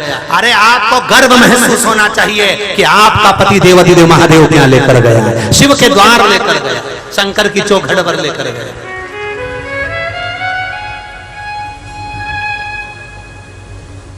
जितने लोग बाहर से कथा सुनने के लिए आ रहे हैं, पर्री बैजनाथ से हटकर जितने लोग कथा सुनने आ रहे हैं, अगर तुम्हारे पति गाड़ी चला कर ला रहे हैं, तुम्हारा रिश्तेदार गाड़ी चला कर ला रहा है, तुम्हारा पति गाड़ी चला कर ला रहा है, तुम्हें लेकर आ रहा है, और कहना जरूर अपने पति से, कमाने के लिए जिंदगी पड़ी है, पूरा जीवन कमाओगे और कमाएगे यहीं देख कर जाओगे, औलाद को दोगे, अपने लिए क्या करा है?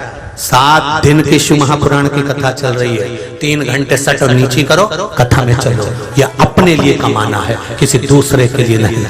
जो दुकान पर बैठकर कमाया वो बच्चों और पत्नी के लिए और परिवार के लिए कमाया।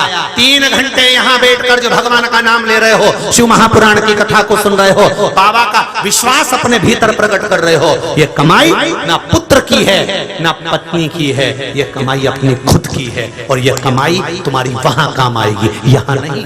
अंत समय यही कमाई तुम्हारे सामने। कह दो पति कमा कर लाकर तुम्हारे हाथ में देता है, ज्ञान देना तुम्हारा काम है। थोड़ा सा तो बोल सकती हो, कमा लिया ना, 3 घंटे में कोई बड़ा निहाल नहीं हो जाएगा। चलो मैं तुझे छोड़ के आ जाऊंगा, चल बैठ गाड़ी पे, छोड़िया ना, 5-10 मिनट बैठ जाना, मन लगे तो सुनना, नहीं तो पगला तो पगला। वो तो कथा बोलेगी सही, अपन को अगर सुनना हो मन लगे तो बैठो, तो जा, तो तुम टेंशन मत लो, मैं तुझे छोड़ के आ जाऊंगा। हाँ तुम मेरे को, हमें याद है वो कथा चेन्नई के डागा जी की। डागा जी की पत्नी चेन्नई में डागा जी से कहती है कि श्रीमान जी मुझे कथा कराना है शिव पुराण, और महेश्वरी भवन में कराना है आप कथा। डागा जी बोले तू करा ले, मना नहीं, मेरे साथ में 7 दिन बैठना पड़ेगा। उनकी स्टील की फैक्ट्रियां 2-3 डागा जी की, तो नहीं मेरे पास इतना समय नहीं है। बेटे बहू को बिठा दे, बेटा कहता नमस्ते श्री शिवाय नमस्तु श्री शिवाय नमस्तु श्री शिवाय नमस्तु श्री शिवाय नमस्तु। भोला सब दुख काटो, ओ भोला सब दुख काटो, शिव शंकर जपू तेरी माला, भोले बाबा जपू तेरी माला, भोला सब दुख काटो, ओ भोला सब दुख काटो। वेश मंगल मंगलकारी, वेश मंगल मंगलकारी, शमशान वासी हमारा, शमशान वासी हमारा, ओ भोला सब दुख काटो, ओ भोला सब दुख काटो। 2026 में फिर वापिस कुबेरेश्वर धाम में फिर रुद्राक्ष उत्सव में मिल जाएंगे, क्योंकि कथाएं लगातार लगी, समय नहीं। श्रवण कुमार अपने का गुणगान करते रहे और आप लोगों से कहते रहे कि उसके भजन में डूबे। शिव की यहाँ आए हो कुबेरेश्वर बाबा की धरा पर, एक किसी को पानी भी पिला रहे हो, बिस्कुट भी खिला रहे हो, मुख झूठा भी करा रहे हो, में संलग्न है, तो ये मत सोचना कि तुम करा रहे हो। वो बहन से पूछना जिसने 80 रुपए माता पार्वती जी से कार्तिकेय षडानंद कार्तिकेय जी ने कुछ पिछले वर्ष 80 रुपए का पानी खुद के किराए का पैसा जो था उसमें पिलाकर फिर चली। कार्तिकेय बाबा ने प्रश्न किए थे माता पार्वती जी से कि संसार में जो मानव जन्म लेता है उसके माता पिता शिव भरोसा है, जो व्यक्ति बुजुर्ग हो जाता है ब्रह्मा जी उसकी औलाद उसकी बहू उसके बेटा तो चल जाता, ब्रह्मा जी अभी मत्था रख लेते चल जाता, पर ब्रह्मा जी ने शंकर जी का अपमान कर दिया, शिव जी का अपमान। शिव की निंदा कभी ना सुन। कोई अगर कभी गौ माता मैसेज को में एक भी रोटी शंकर दी है, की कभी निंदा गौ माता कर दे, की सेवा कमेंट्स करी है, कर दे कभी तो हाथ जोड़कर उससे किसी का delete हो साथ जाओ, दिया है तो उससे जीवन में जिसका बाहर साथ निकल दिया जाओ। है वो और गौ हमें माता भी शंकर की आपके निंदा घर में करना बहू है, बनकर आती है ना हमें शंकर और की वो भी निंदा से। आपको 2 रोटी समय पर देती है और आपकी सेवा करती है। अगर आग आपने लगे सेवा बस्ती की में बोल बम का नारा है